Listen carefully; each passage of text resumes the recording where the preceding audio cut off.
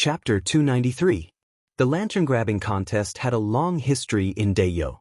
In the past, it was often held by 2 or 3 villages in the 60,000 mountains. After the establishment of Dayo, many Aboriginal commoners came down from the mountains to live in the city. As the population grew, the scale of the lantern grabbing contest increased. This was especially true for Lon City, the capital of Dayo. The lantern grabbing contest on the first day of the new year was considered the most eye-catching event in the whole of Dayo. In the afternoon, people from the nearby mountains started to arrive at Lon City one after another. Almost all of them set off in the morning and stayed in the city overnight just to witness this grand event. Even though the residents of Lon City would participate every year, they wouldn't miss out on the biggest event of the year. Even the merchants and envoys from other countries in Lon City would be watching from the side. Of course, there were no seats, the kind that squeezed together with civilians. Regardless of whether it was the empress or the people in the imperial court, from top to bottom, no one cared about what the envoys from the other nations thought. In fact, among the envoys from the 3 countries, only Great Xia's Gu Zicheng was slightly valued. It wasn't because Great Xia was the most powerful. It was because Gu Zicheng had lived the longest. Gu Zicheng had been safe and sound in Lon City for more than 10 years, and it wasn't just because he kept a low profile. Perhaps even the person who sent him here didn't expect him to live this long. One had to know that Dayo's envoys didn't just have to stay in Lon City for a while. They had to step in when the caravans of their respective nations met with mishaps in Lon City. They also had to step in when other nations had issues that involved Dayo. If they were not careful, they would lose their heads. At most, the empress would just find an excuse to dismiss them. If they didn't handle this matter properly and lost face for their country, they wouldn't be able to get any benefits either. It would even affect their families. Basically, a diplomatic mission to Dayo was equivalent to having 1 foot in the gates of hell. For example, the envoy from the Rising Cloud Nation had been beheaded within a year of his mission. It had only been a month since the new envoy arrived. Gu Zicheng's ability to stay in Lon City for more than a decade was admirable. It was all thanks to Gu Zicheng's talent and resourcefulness. Even Shi Qing was puzzled as to why Great Xia had left such a talent in Dayo for more than 10 years. Could it be that Great Xia really had so many talents? Gu Zicheng was sitting in the carriage. When the carriage rolled over the stone slabs, the inside of the carriage would be a little bumpy. Listening to the noise outside, Gu Zicheng's expression was a little gloomy. He already knew about the 7th prince's death. He had also found out about Great Xia's current preparations through some channels. He didn't know if he would be buried here in the end. Thinking about it, more than 10 years had passed, and the people in his hometown had changed. It seemed that being buried here was not that bad. Or should he seek refuge with Dayo? This idea popped up in Gu Zicheng's mind, but he immediately suppressed it, because he still had the Gu family behind him. When he arrived, it was not too late. Previously, some guards had already come to take up space. Next to him were the new envoys from the Yun Nation and the Qin Nation.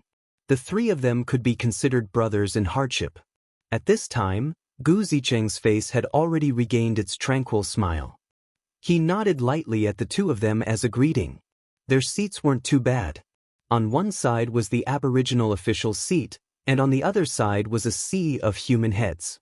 In front of them was a huge empty field surrounded by grass ropes. The field was 4,000 feet long and 700 feet wide. In the middle was a huge wooden frame. It was 20 feet wide and 8 feet tall. It was divided into 7 levels, each smaller than the previous one. The top level was only 20 feet wide. This entire frame was called the lampstand.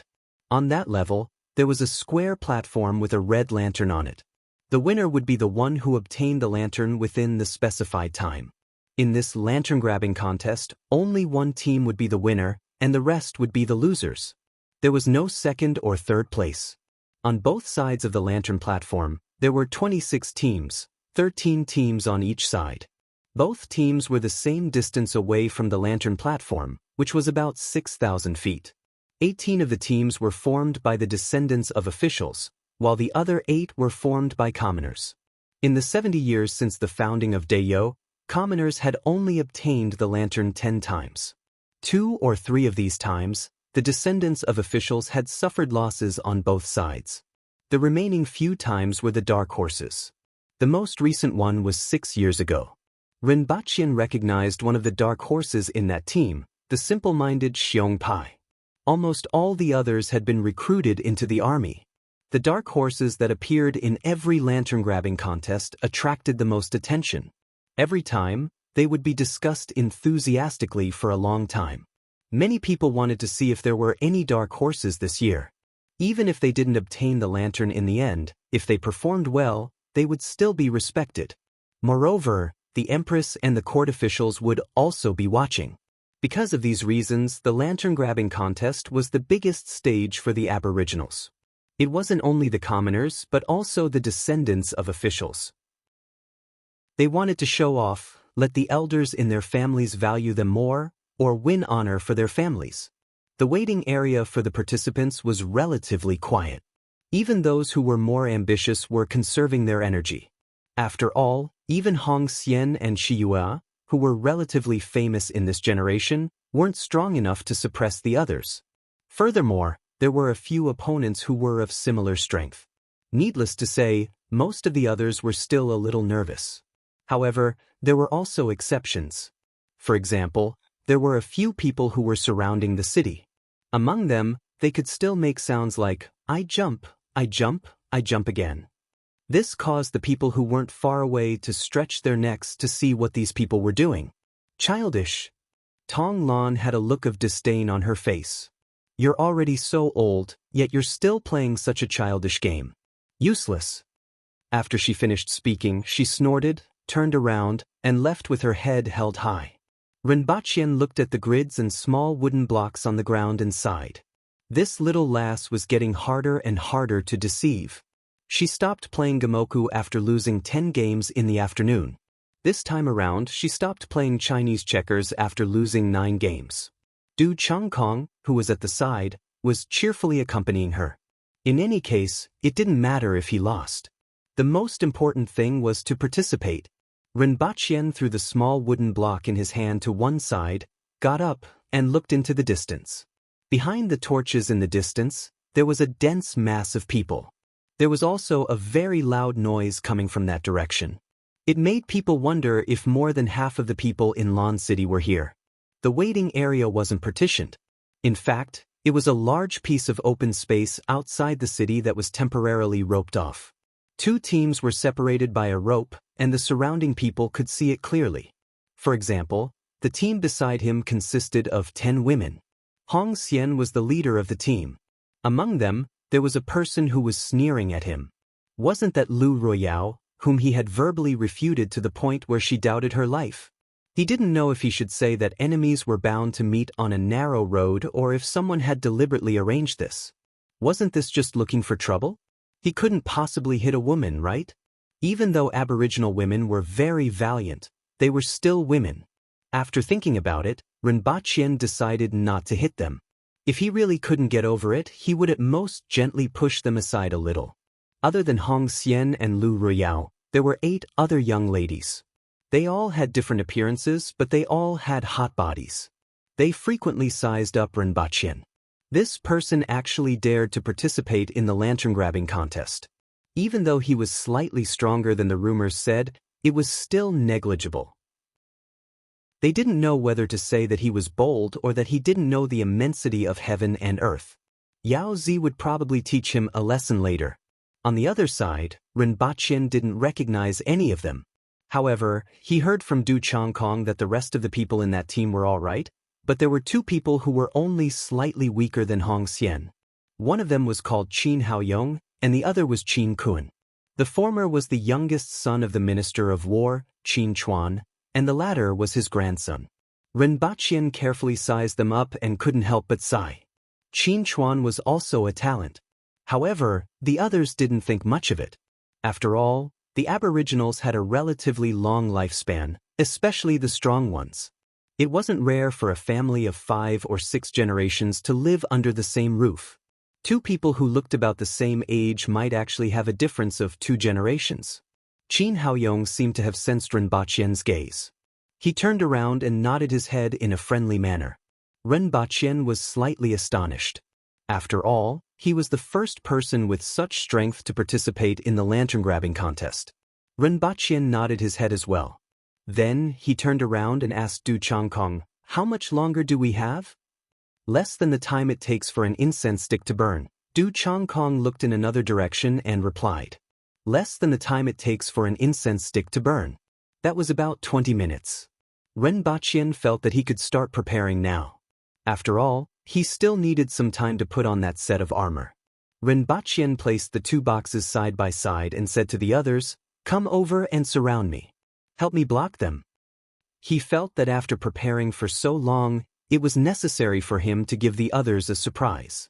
Therefore, he could only reveal it at the last moment. The others were puzzled and surrounded him. With 8 burly men surrounding him, they basically couldn't see anything from the outside.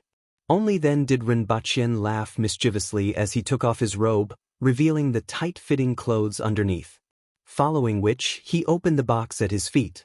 Everyone had been curious about what was inside the box. They reckoned that it was what he relied on to be the tooth gate. However, no matter how hard they racked their brains, they couldn't figure out what was inside. One had to know that no matter what kind of weapon it was forbidden to use it. Apart from the weapon, whatever was inside the box wouldn't be of much use. However, when the group of people saw what Ren Baqien took out, they immediately gasped. Only then did they realize that they were still too naive. Everyone was dumbfounded. "Sir Ren, will this really work? Isn't this against the rules?" "Of course it will work," Ren Baqien replied confidently. "This was armor, right? Since it was armor, there was nothing wrong with it." In any case, the rules didn't say that it wasn't allowed. As for whether the rules would allow it in the future, it was none of his business. "What's that? Let me see, let me see."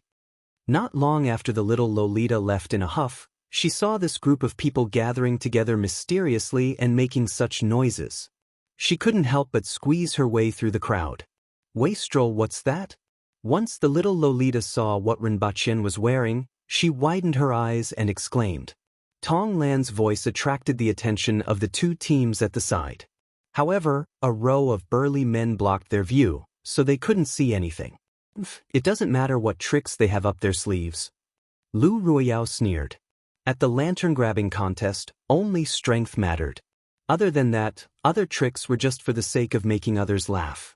Although her parents had already warned her, she was still determined to teach Ren Baqien a lesson later. At most, she wouldn't be so obvious. Hong Xian sat quietly at one side.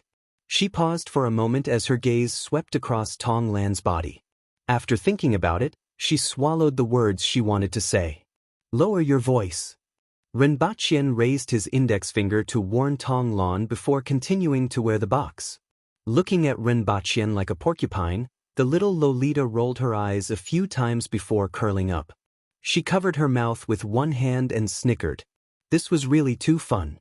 The expressions of those people would definitely be very interesting. As for whether it was against the rules or not, she didn't care as long as it was fun. At the side of the lantern stand, the Empress was sitting on a chair. Behind her were Exen, Qing Yuan, and Hong Luan. This was the best position to have a clear view of both the left and right sides. On both sides of her sat the civil and military officials of the imperial court. Behind them were some family members.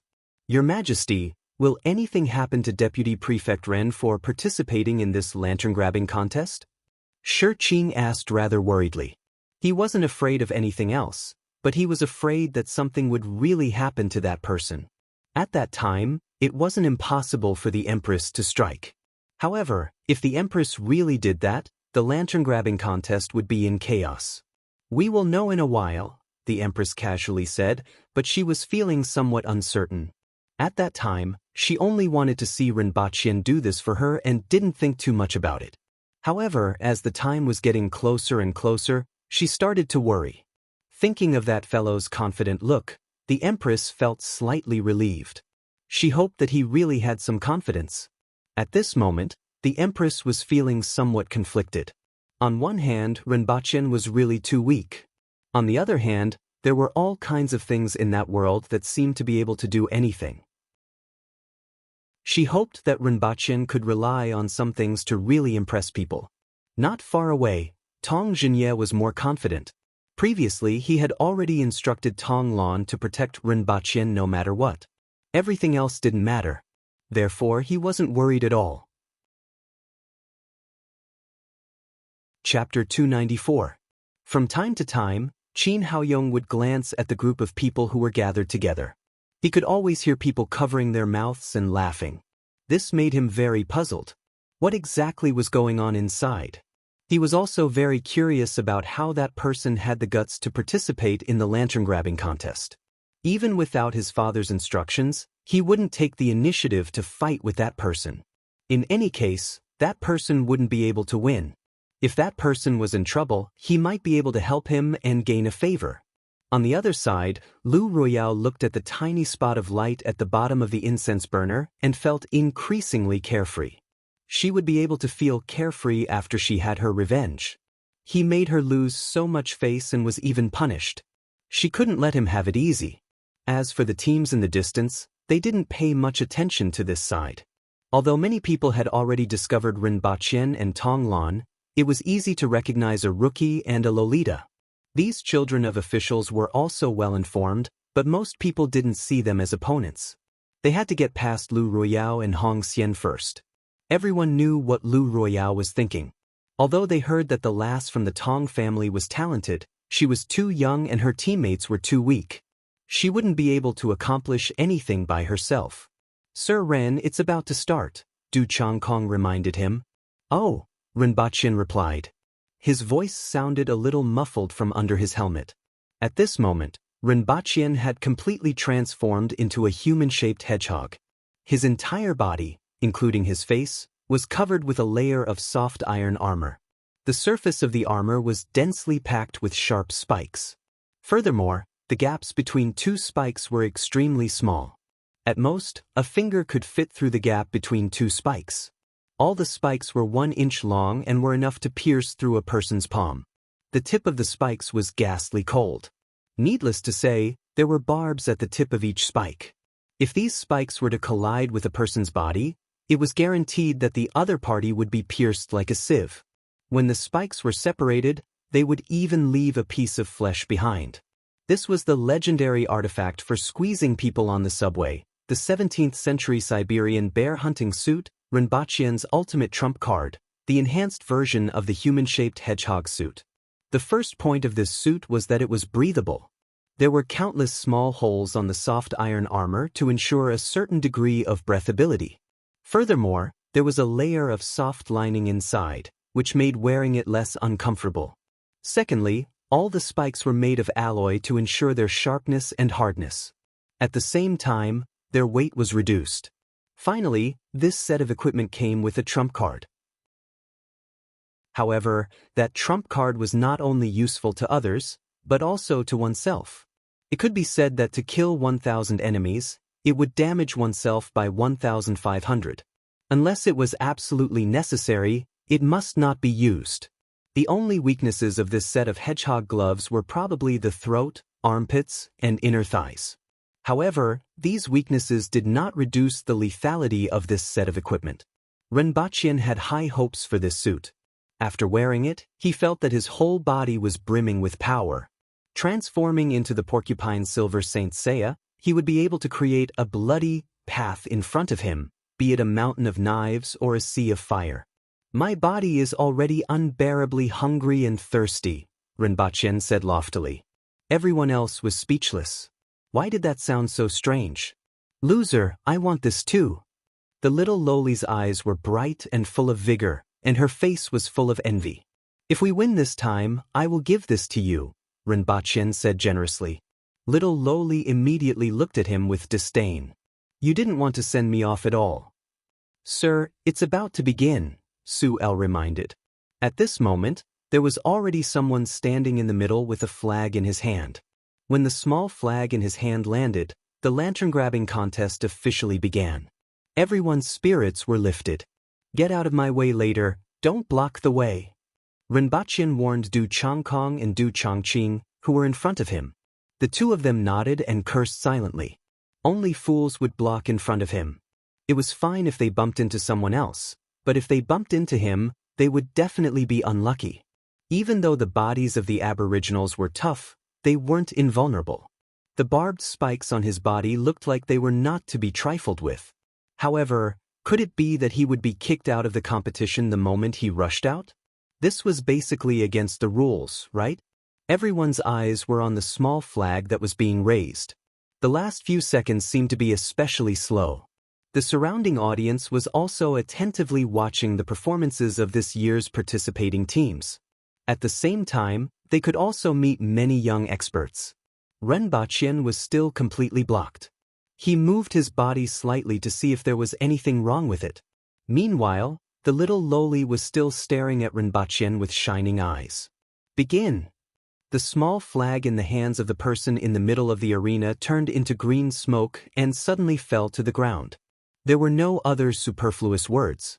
As the word begin and the small flag fell to the ground, 26 teams, consisting of more than 200 silhouettes, rushed out from the waiting area. At the same time, they looked at the teams on both sides with vigilance. My big axe is thirsty. A shout suddenly came from the crowd. Qin Haoyong's eyes lit up. These words were good and he had to remember them. Lu Ruyao had a look of disdain on her face. How dare you say such words? I will not let you touch the lampstand today. As Du Changkong and Du Changqing dodged aside, a slightly clumsy figure rushed out from within. What were they doing so mysteriously just now? I can finally see it. Qin Haoyong had been curious for a long time. He wasn't in a hurry to rush out and instead looked to the side. The next moment he saw the figure that rushed out. His eyes widened and he staggered, almost falling to the ground. What's that? Qin Haoyong's mind was filled with question marks. The 4 scouts from the Hong Xian team simply didn't care about the other team and directly approached Ren Baqian's team. Among them was Lu Ruyao. When she saw the figure that rushed out from the crowd, she suddenly felt a tightness in her chest and almost spat out a mouthful of blood. This is against the rules. Lu Ruyao shouted angrily. After the Empress started, she immediately looked over there. When she saw the figure that rushed out from the crowd, she almost choked. The corners of her eyes twitched non-stop. Previously, she was wondering where this guy got his confidence from, but she didn't expect him to actually be like this. Tong Jingye immediately spat out a mouthful of tea. He stretched out his trembling hand and pointed in that direction with a shocked look on his face. Although I already know that you are shameless, I didn't expect you to be so shameless. Qin Chuan was even more dumbstruck. What is that thing? After Tong Jingye spat out his tea, the others also looked in the direction he was pointing at. They saw a large hedgehog with spikes all over its body that reflected a cold glint. It dashed wildly all the way and everyone was horrified. How could it be played like this? Everyone felt that today was really an eye-opener.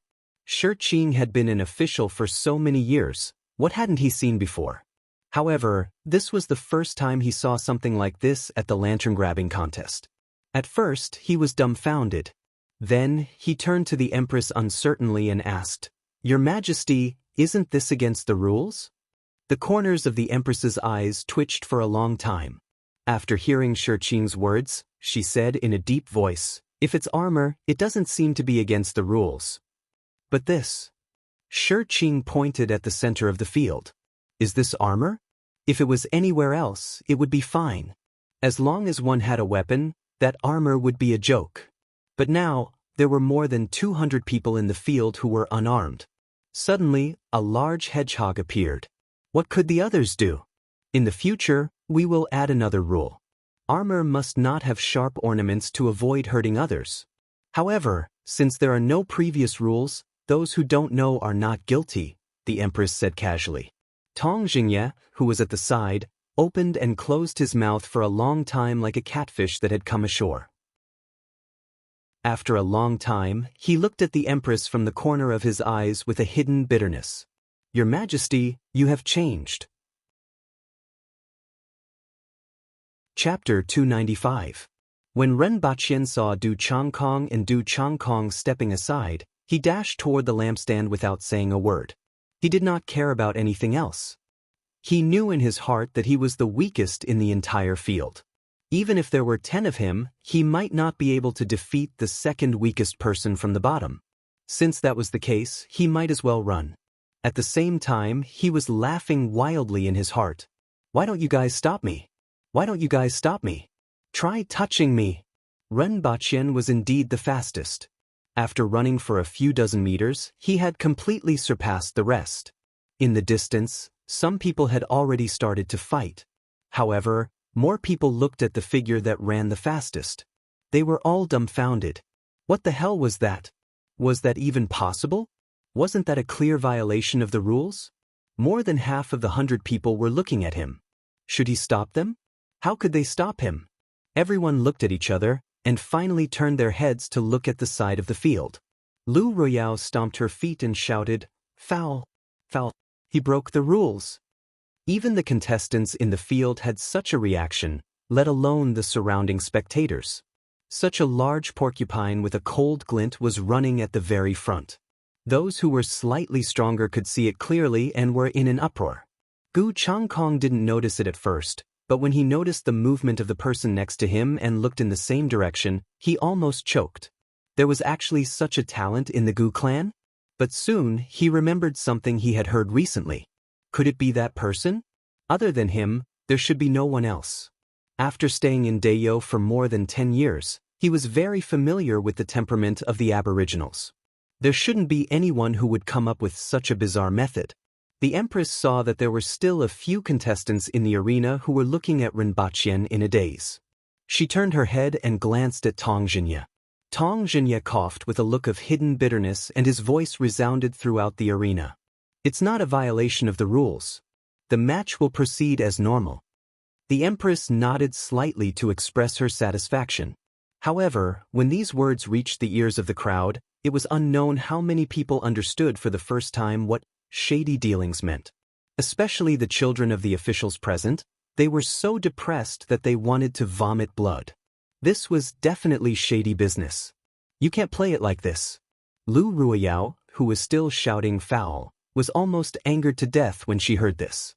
Finally, he appeared in front of Rinpochen with a furious look on his face.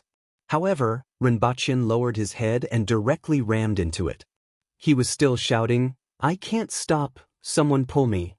The little lowly behind him had a look of contempt on her face. Do you dare to act more realistically? And what are your short legs doing there? Just like a wheel. Lu Royale saw a bunch of sharp thorns flashing with a cold light heading toward her. After hearing Rinpochen's words, she became even angrier. However, she really didn't dare to not dodge.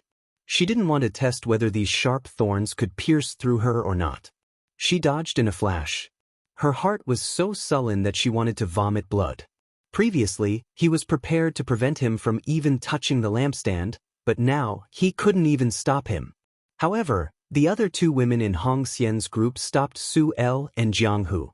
Lu Ruiyao gritted her teeth and followed behind, looking for an opportunity. Especially when the little Lolita smiled at her when she passed by. Du Changkong and the rest also had a relaxed expression on their faces. Among them, their team was the most relaxed.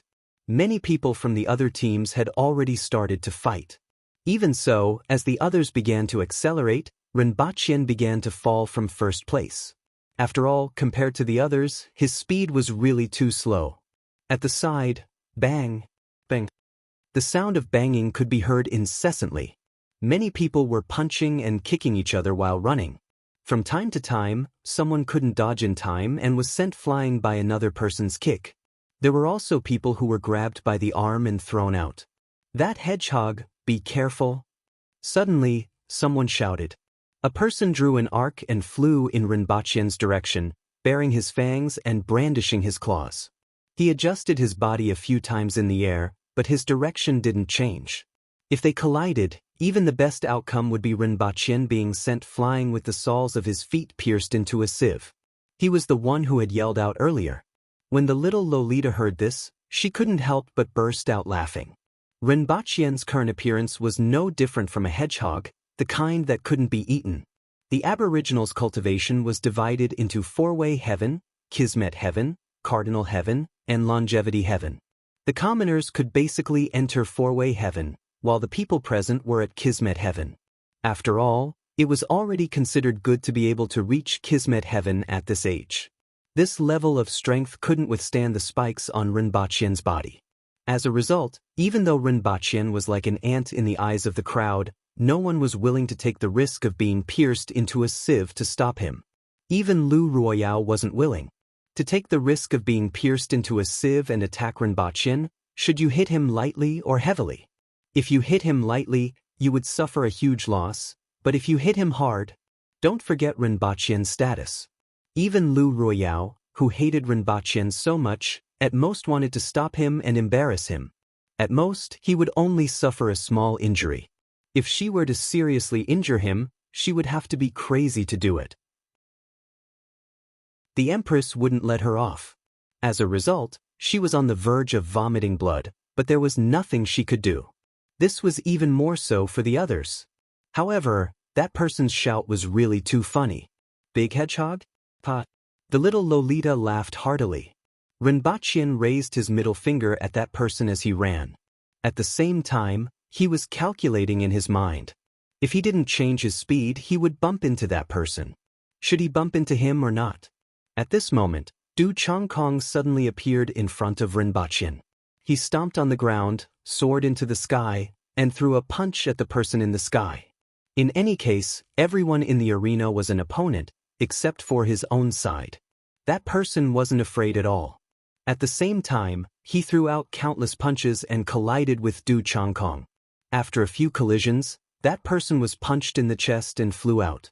Du Changkong was also smashed back to the ground. Both of his feet landed on the ground and created two pits that reached his calves. Rinpoche was about 60 to 70 meters away from the lampstand, but the others started later than him. They were still in a daze for a while, but they had already reached the lampstand. It was like a tractor racing against a Ferrari for 600 meters. Even if the tractor ran 300 meters first, it would still end up with the exhaust. More than 10 people rose from the ground and leaped up to the second level. Two of them exchanged kicks in midair. One of them crashed into the supporting pillar while the other was kicked off the stage. However, the person who crashed into the supporting pillar was pushed off the stage by Qin Haoyong. Qin Haoyong then leaped up to the third level. Other than those who leaped onto the stage, some people immediately turned around and blocked the way of the other teams behind them. Rinpoche didn't care about them. He dashed forward with his body covered in spikes and shouted, "If the gods block us, we shall destroy the gods. If the Buddhas block us, we shall destroy the Buddhas. Those who block us shall die, and those who give way shall live." The others raised their eyebrows and made way for him. There was really no way to block the barbed spikes on this guy's body. However, with his speed, the outcome of the battle was decided before he could even climb halfway. The little Lolita, Tong Lan, followed closely behind Rinpoche and dashed forward. However, the others were all blocked and fell into a chaotic battle. At this moment, there were 30 to 40 people fighting on both sides of the lampstand. From time to time, someone would be kicked off. The area below the lampstand was even more chaotic. Other than those on the stage, half of the remaining people were fighting on the road, and the other half were here. Phew. Rinpoche collapsed below the lampstand to catch his breath. This enhanced hedgehog suit had indeed lived up to his expectations. After safely sending him here, there shouldn't be much left for him to do. However, since he had nothing better to do, he might as well climb up. It would also look good on his face. The little Lolita didn't care about him anymore and leaped up to the second level. Before she landed on the ground, she saw another person in front of her. That person let out a cry of surprise as if he was surprised that there was such a young contestant.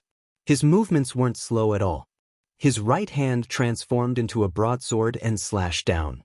Tong Lan pressed on his arm with one hand, flipped her body in the air, and sent a downward kick toward the top of her opponent's head. Her opponent only took half a step back, which was just out of Tong Lan's reach. Then he slashed with his palm again. Tong Lan's eyes widened. "Are you bullying me because my legs aren't as long as your arms?" Her legs danced in the air like a windmill. She kicked her opponent 7 times in a row, forcing him to take a few steps back. Tong Lan borrowed the force to land on the second level of the lampstand. She then leaped into the air and pounced toward her opponent. Within a few rounds, she had kicked her opponent off the stage. Meanwhile, Renbaqian was still climbing from the first level to the second level. After all, he was weak to begin with. Coupled with the fact that he was wearing armor, it was inconvenient for him to move. Previously, it was still fine for him to run, but now it was troublesome for him to climb to the second level. After all, there weren't any ladders on this lampstand. Everyone just leaped up. If it weren't for the rule that they had to climb up one level at a time, many people would be able to jump up 2 or 3 levels with a single leap. Renbaqian didn't have this ability. He could only climb up the supporting pillar. At the same time, he had to be careful of the spikes on his body piercing the pillar. Lu Ruiyao watched from behind as Renbaqian climbed up the pillar like a large hedgehog. She felt suffocated. She took off her shoe and threw it at Renbaqian. The shoe wasn't considered heavy, but with the strength of her hand, it smashed into Renbaqian's back like a brick. This attack to vent her anger had resulted in 2 consequences that she hadn't even thought of before. First, the shoe was completely penetrated by the spikes on Renbaqian's back and couldn't be removed. Second, this force directly slammed Renbaqian against the pillar. The spikes on his chest all pierced into the pillar, and it was as if his whole body was nailed to the pillar. Renbaqian felt something hit his back, and his whole body was directly pressed against the pillar. He could even hear the sound of the spikes on his body piercing into the pillar. What the F***ck? Renbaqian's eyes widened.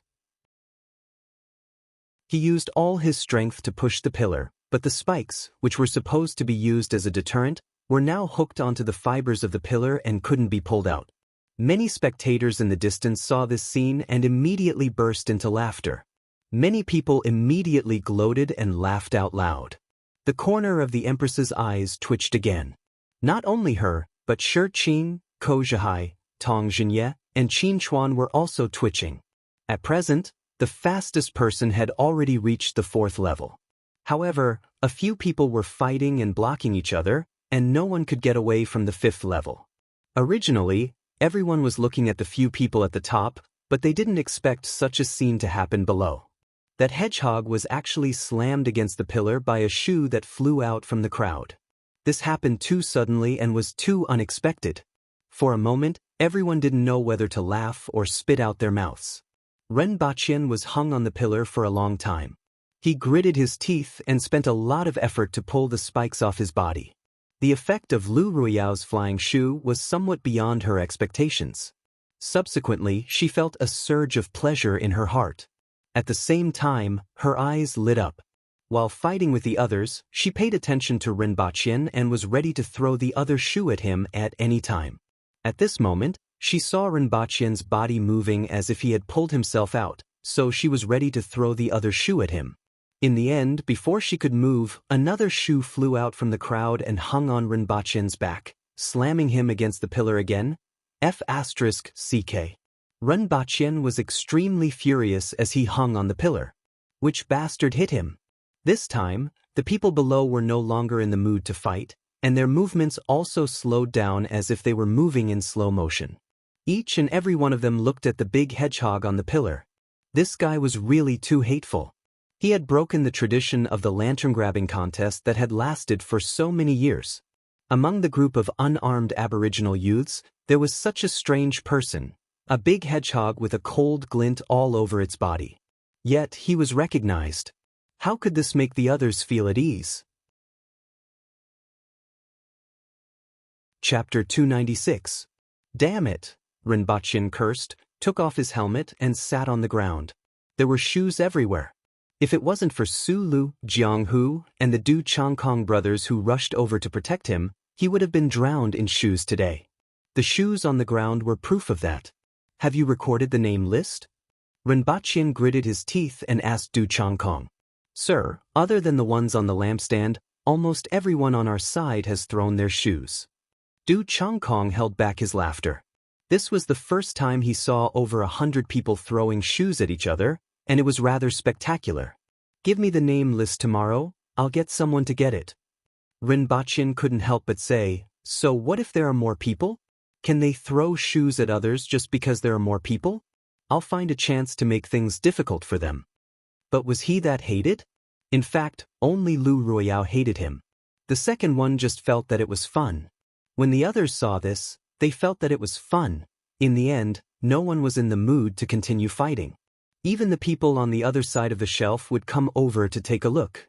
It could be said that this year's lantern grabbing contest was the most relaxing one in the past years. Everyone was laughing so hard that the audience outside was laughing so hard. Even the Empress couldn't help but laugh. Rinpochen felt that he had lost face this time. He was actually kicked by someone on the pillar. Even Tong Lan gloated when she saw him off the stage after the contest. "I don't want that thing of yours anymore."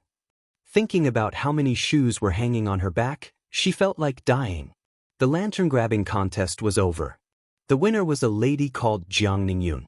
She wasn't famous previously, but she wasn't weak. She was almost on par with Hong Xian, and with some luck, she managed to snatch the lantern. "Get someone to wrap up these shoes for me. I want to bring them back." Rinpochen wanted to get up and take off his armor, but sadly he realized that the spike under his buttocks was stuck somewhere. He almost couldn't get up. When he got up, there was another piece of rotten wood under his buttocks. It was hilarious, and Tong Lan laughed for a long time. After he changed his clothes, he saw that only Su Wei, Su Lu, Jiang Hu, and many guards were waiting for him. The rest had already dispersed. For example, the Empress and the officials in the imperial court had already left. Now, almost all the roads into the city were blocked. Everyone took a detour before entering the city through another gate. As soon as Rinpochen returned to the palace, he went straight to Pingle Park. He had lost a lot of face today. It was better for him to go back and soothe the trauma in his heart. Early in the morning the next day, Rinpochen rushed over to Du Changkong's house and forced him to write down the name list. Rinpochen received the name list and only saw 2 lines of it. He exclaimed in surprise. One of the names on the list seemed familiar. Shirgan. This is the great elder's youngest son, right? She seems to be 13 years old this year? Rinpochen asked. Yes, he was the second one who threw a shoe at Sir. Du Changkong added. Rinpochen sneered incessantly. This fellow really didn't know how he was going to die. There was a good saying, heaven's wrongs can be forgiven, but one's own wrongs cannot be forgiven. In a few days, when the school reopens, I'll let him know why flowers are so red. There was also Tong Lan. Rinpochen carefully looked at the name list that Du Changkong had written. There wasn't anyone on it who was going to enter the academy. But it didn't matter. Sooner or later, he would find an opportunity to make things difficult for them. He carefully folded the paper and put it in his pocket before returning to the palace. When the Empress thought of Rinpochen's heroic posture last night, she wanted to laugh. She couldn't help but say, "You said that you would let me see your heroic posture." Rinpochen replied seriously, "Your Majesty, just by looking at the first half of the journey, I was unstoppable and invincible. It was a pity that there was an accident in the second half. Otherwise, it would have been perfect." The Empress shook her head slightly. "Strength is the most important thing. Even though it was somewhat useful, you have also seen the results." Rinpochen nodded. He was clear about this matter. However, he had to practice Rui visualization once a day. By the time he came out, he would already be exhausted. Practicing it twice a day wouldn't have any effect as it was too much of a burden on his body. As for his fists and kicks, he couldn't even defeat a little Lolita every day. It was really not interesting. In the end, the Gatling gun was more to his liking. The nation wants some martial arts manuals and can't wait any longer. Rinpochen then talked about serious matters. Ever since the video chat in Milan, 9 months had passed on Earth. Those people had been waiting anxiously. The other party had already mentioned this matter when they went back the previous 2 times. Then give it to them. The Empress didn't seem to care at all. She wasn't very interested in the matters of that world. Let's find some that are easy to learn. It will be easier to see the effects. I think they will be more confident, Rinpochen said. The 2 of them went to Qingxin Palace Hall and took out 4 martial arts manuals. 2 of them were easy to learn at the beginning and difficult to learn at the end. The other 2 were easy to learn at the beginning. It was difficult to learn at the beginning and the practice was slow. However, at the end, it was smooth sailing. There weren't many obstacles to advance from the man-wheel level to the earth-wheel level. I'll take these 4 manuals. I'm considered generous to give 4 at a time. Ren Baqien felt that it should be enough to satisfy those people. As for the rest, it was up to them. However, those who were older now had almost no hope. Their descendants, on the other hand, had some hope. In any case, he had to exchange some good stuff for them.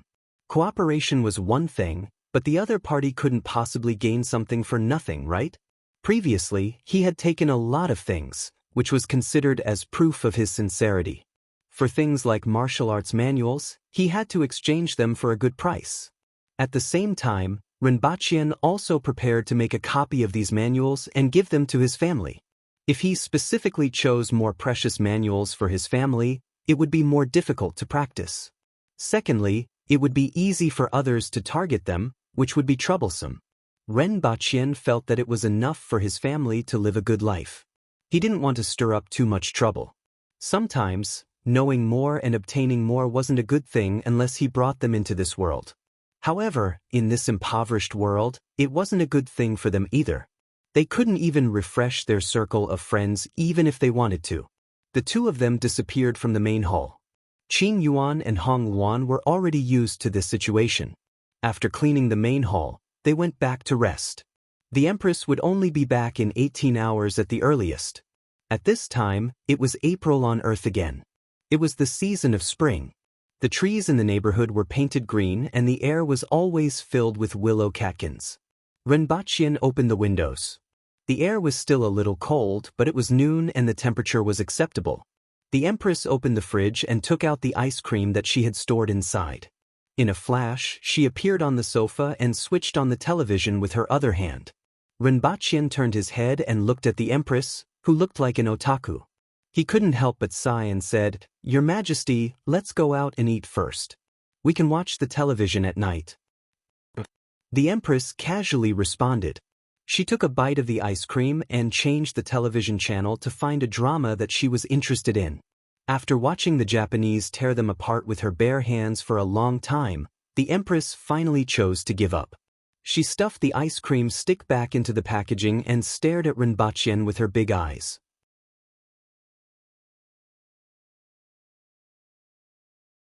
Its name was Mana Potion. In the past, when he was playing games, his character didn't have mana, so he just had to drink a mana potion. In people's minds, magic was influenced by spiritual power. Getting drunk would cause a person's brain to become muddled and listless, giving people a feeling similar to losing their mana in the game, so they simply called it Blue Bottle. He had even been ridiculed by Chen Qing before, saying that it sounded like the zinc supplements, "Use a blue bottle." After hanging up, Rinpoche finally called Yang Sen from the Messier 87 department. The call was picked up after 2 rings. "Mr. Ren? Your saber has made some discoveries," Yang Sen said. Rinpoche was a little surprised. He thought it would take longer. The blade is made of steel, but there's something else inside. It's a strange thing that seems to have a life of its own. According to Elder Lu's words, that saber of yours is alive, Yang Sen said solemnly. Rinpoche wasn't surprised to hear this news. After all, that saber could grow and shrink at will, giving people the feeling that it wasn't an inanimate object. It might be intelligent and is avoiding our detection. Yang Sen's next words shocked Rinpoche. Intelligent. Rinpoche repeated this word. Usually, only mammals could be said to have intelligence, but he was surprised that a saber could be said to have intelligence. It's still a suspicion at the moment, and more experiments are needed, Yang Sen said. In fact, there wasn't much progress at the moment. The progress of the research on this saber was slower than they had imagined. Also, what do you think about the previous matter, Mr. Rin? Yang Sen finally got to the point. Cooperation, cooperation. We can't just have one side pay, right? What are you going to use to exchange for the martial arts manual? Rinpoche asked seriously. What do you want? Yang Sen asked. Through some of Rinpoche's answers, he was able to judge the situation in that world. Previously he had already done that, but he didn't gain much. Ren Baqian rarely said anything valuable, and even if he did say something, there would be some lies mixed in. First, remove the people who were monitoring me and rummaging through my rubbish bin. This is the minimum sincerity of a partner, right? Someone was monitoring you? I'll send someone to investigate immediately. Ren Baqian's words made Yang Sen's heart skip a beat. The people he sent were all highly skilled professionals, and they shouldn't have been discovered by him. However, he was, after all, a legendary cultivator. He might have some unknown means of investigation. No matter what, he had to throw the blame away first. Not your people? Then you don't have to send anyone. I'll think of a way to deal with it, Ren Baqian said. In his heart, he was wondering if they really didn't send anyone to monitor him. That shouldn't be the case. Ren Baqian didn't realize that there wasn't anyone monitoring him. He was just casually bluffing the other party. In any case, he felt that if he was the other party, he would definitely send someone to monitor him. Don't act blindly without thinking. It's a society ruled by law now. Don't ever do that again. If you cause trouble again, there will be no way to clean it up. You can't do the same thing again and again. Don't forget what you promised when you came to Shanghai. Ren Baqian's words gave Yang Sen a big fright. All right then, you guys send someone to deal with it, Ren Baqian said casually. He didn't notice the other party's nervousness. It had to be said that Yang Sen was much more experienced than Ren Baqian in this aspect. As for the martial arts manuals, you guys can use nuclear bombs to exchange for them. Ren Baqian demanded an exorbitant price again, almost choking Yang Sen to death. What did you say? What do you want? Yang Sen felt that he had heard wrongly. Nuclear bombs, nuclear bombs, nuclear bombs. Important things must be repeated 3 times, Ren Baqian repeated with a straight face. What do you want that thing for? How can that thing be owned by a private individual? It's too dangerous. Yang Sen growled in a low voice. I also have enemies in the paradise. It's just right to use this thing to blow them up. It's very easy for you guys to make nuclear bombs. The value of martial arts manuals is much higher, Ren Baqian said seriously. Do you have a way to transport that thing? Do you have a way to launch it? How do you protect against radiation? How do you prevent leakage? How do you keep it safe? Yang Sen asked a bunch of questions in a row. Ren Baqian pondered for a while and realized that he really couldn't do it. It shouldn't be a problem to transport it. A small nuclear warhead wasn't that heavy, but he really couldn't do the launching, radiation protection, and leakage prevention. However, he was just asking for an exorbitant price and didn't really want a nuclear bomb.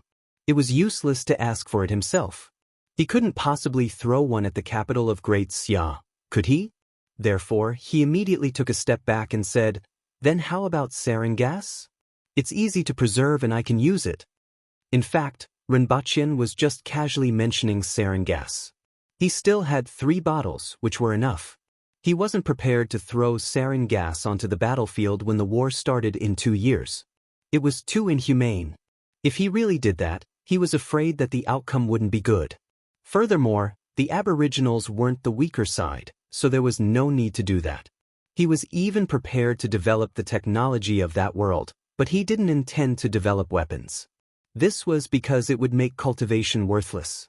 That was a civilization that was completely different from Earth. In Ren Baqian's mind, the combination of technology and cultivation was the way out for them. Only then would they blossom into magnificent flowers of civilization. Instead of creating all kinds of high-tech weapons that even an earth-wheel expert like the Empress couldn't defend against, they shouldn't create weapons of mass destruction that even a cardinal heaven expert like the Empress couldn't defend against. It's also impossible to use sarin gas. Yang Sen was sweating profusely. This guy was really too dangerous. If he really handed it over to him and he came up on Earth, it would really be a big problem. Based on what he had done in the past, the probability of him having a brain cramp was really not small. Then tell me what you can offer? Ren Baqian spread his hands even though the other party couldn't see. The Empress, who was beside him, turned her head and glanced at him. Then, she turned her gaze back to the television and shrank her body into the sofa. She squeezed herself between 2 sofa pillows and felt much more comfortable. She really didn't like these troublesome things. Since it's a martial art, I believe that we can come up with some optimization methods after researching it. You know, computers are sometimes more reliable than the human brain, Yang Sen said.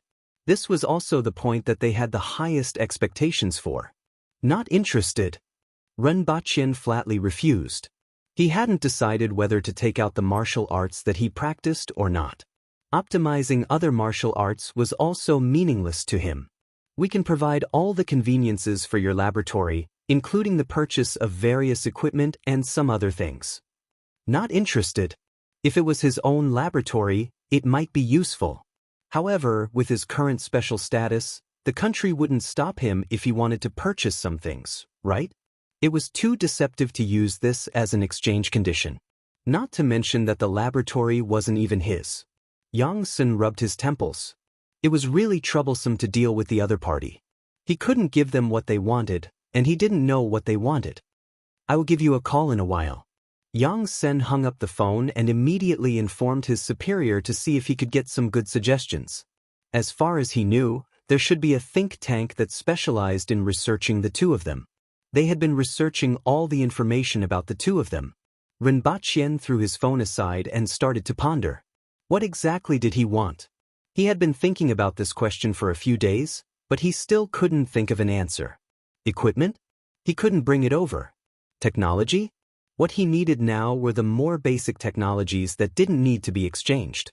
He could get them from the internet and books. As for the more advanced technologies, he would have to wait until that world developed to a certain extent. Blueprints? Similarly, he could get whatever he needed, and he didn't need what he couldn't get now. In fact, he didn't need the most advanced blueprints for many things.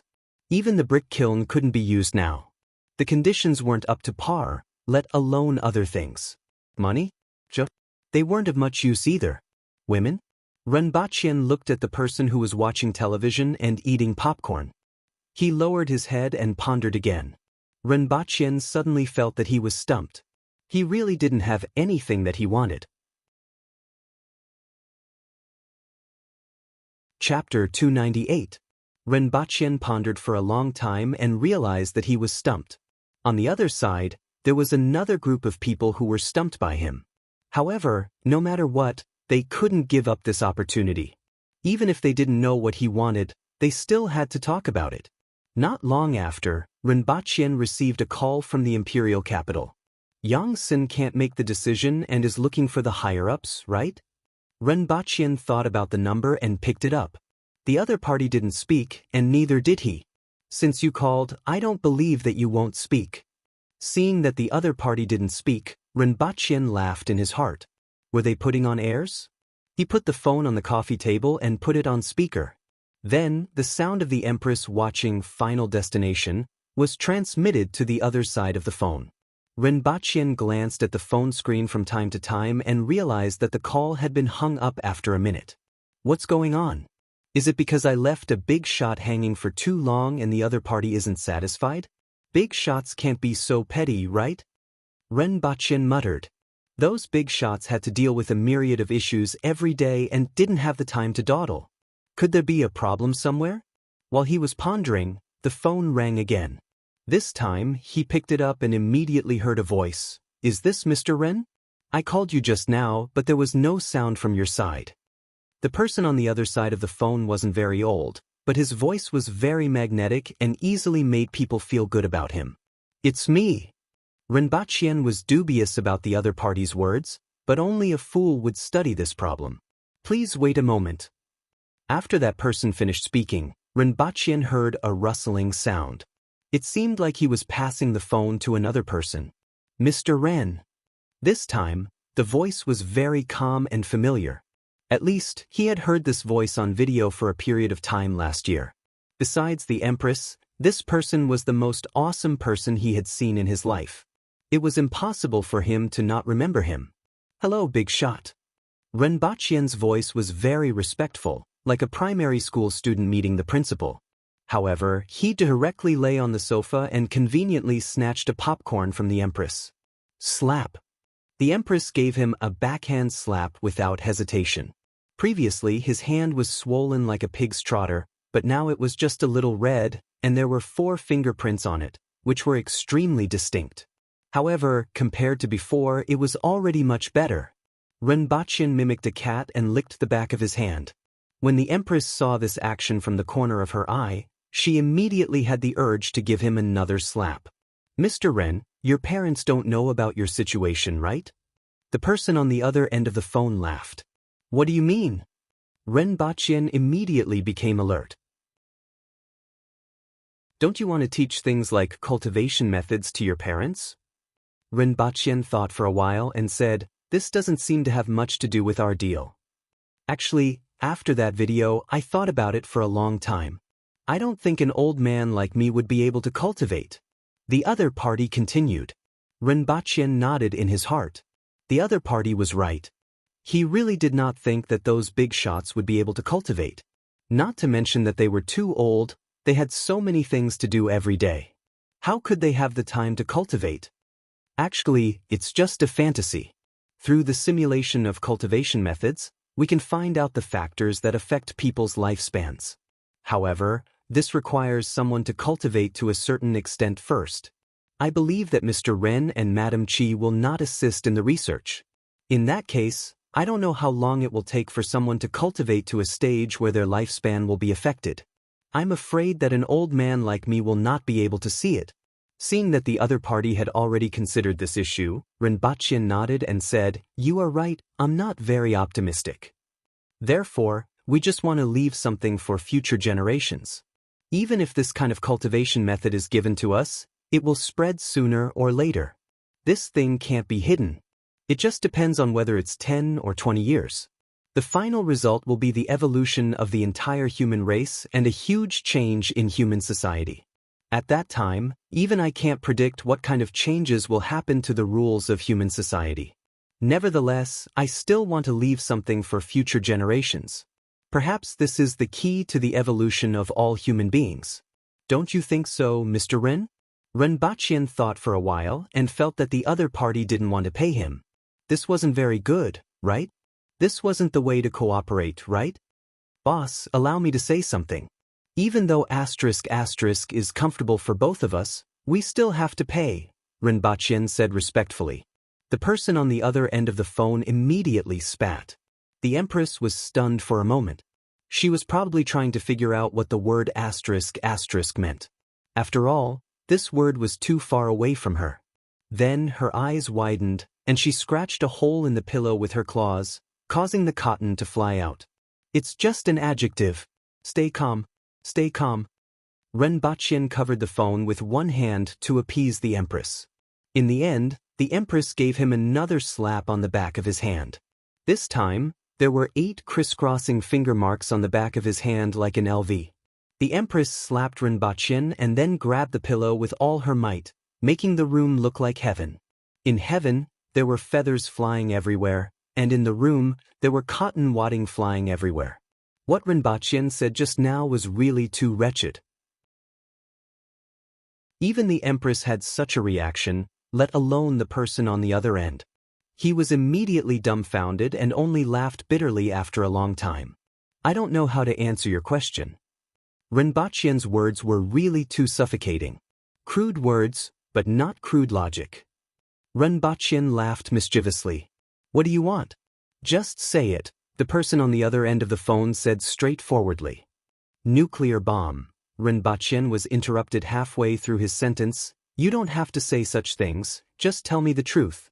Renbachyan thought for a while and realized that he really didn't need anything at the moment. As for money, he still had 90 million euros left from the 100 million euro loan.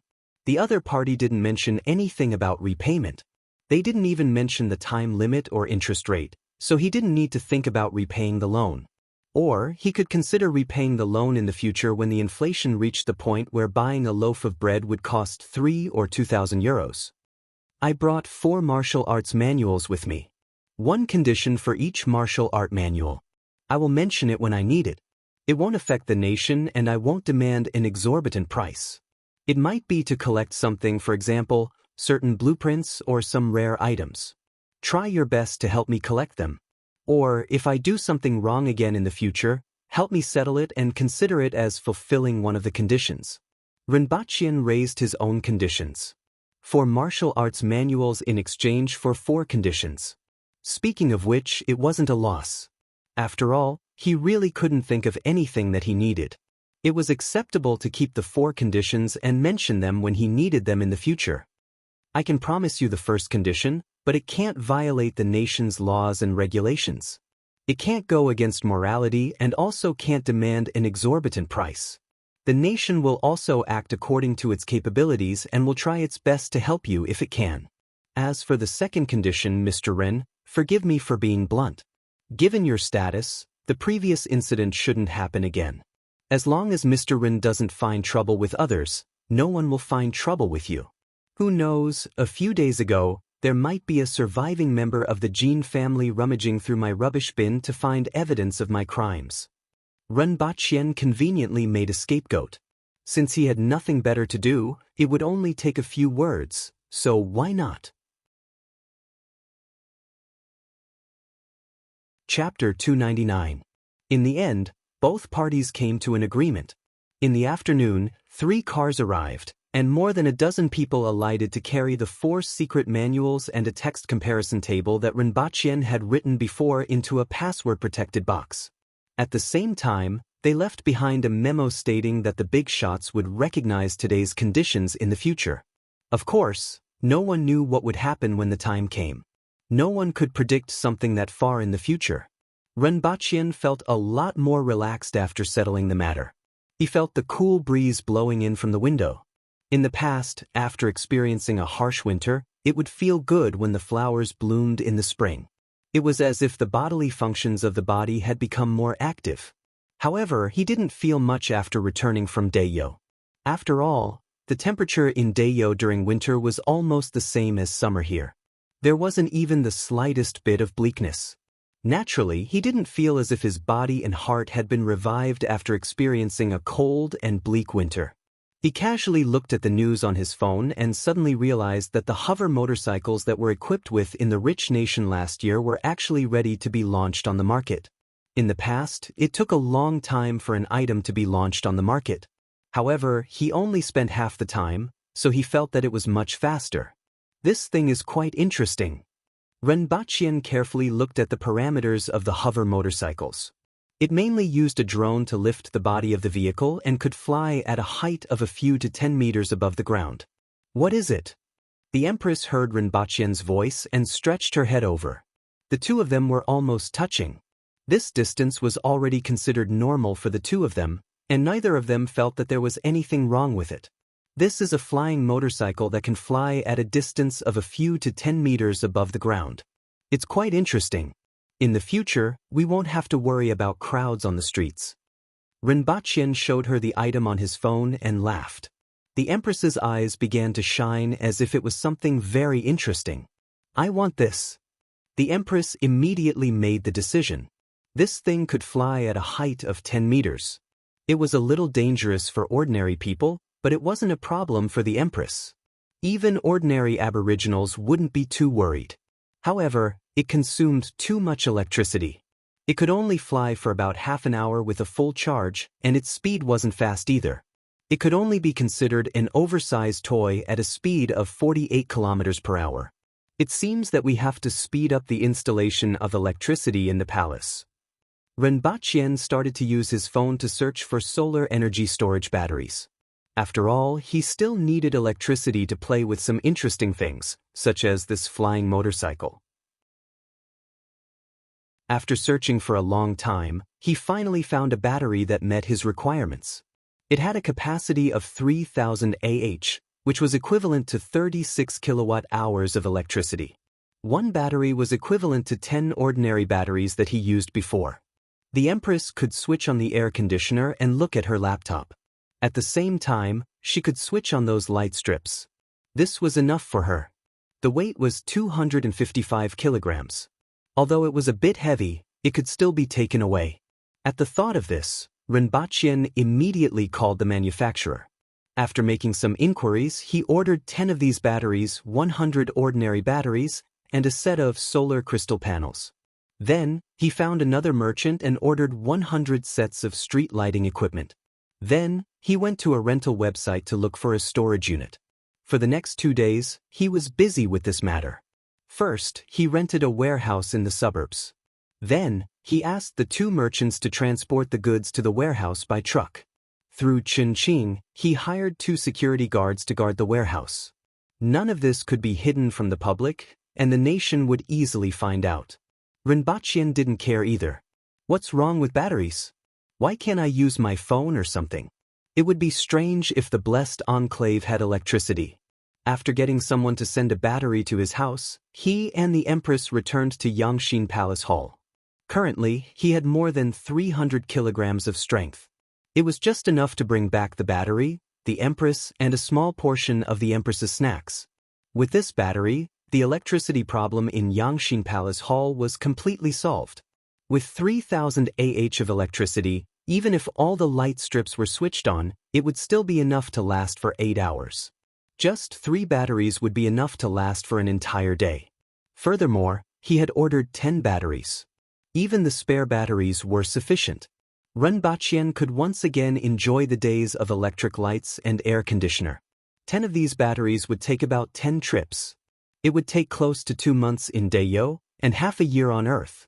Next, he still had to bring those street lighting equipment and ordinary batteries over. Within half a year, Dayo should be able to complete all the street lighting projects in the palace. Although it would take a long time, the scenery in the palace would definitely be exceptionally beautiful. Rinpoche was also filled with anticipation. This was a midterm plan. In the short term, the school at Black Bamboo Academy would start the day after tomorrow, on the 6th of January. He would welcome a group of useless second-generation students. On the morning of the 6th, Rinpoche woke up early, washed up, ate his breakfast, and left the palace for Black Bamboo Academy under the accompaniment of the guards. It was a rather big and empty courtyard. There were 3 bungalows in the middle, and there were still buildings under construction at the back. At the corner of the courtyard, there was a frame with a few pulleys on it. Although the courtyard was leveled, it wasn't neat.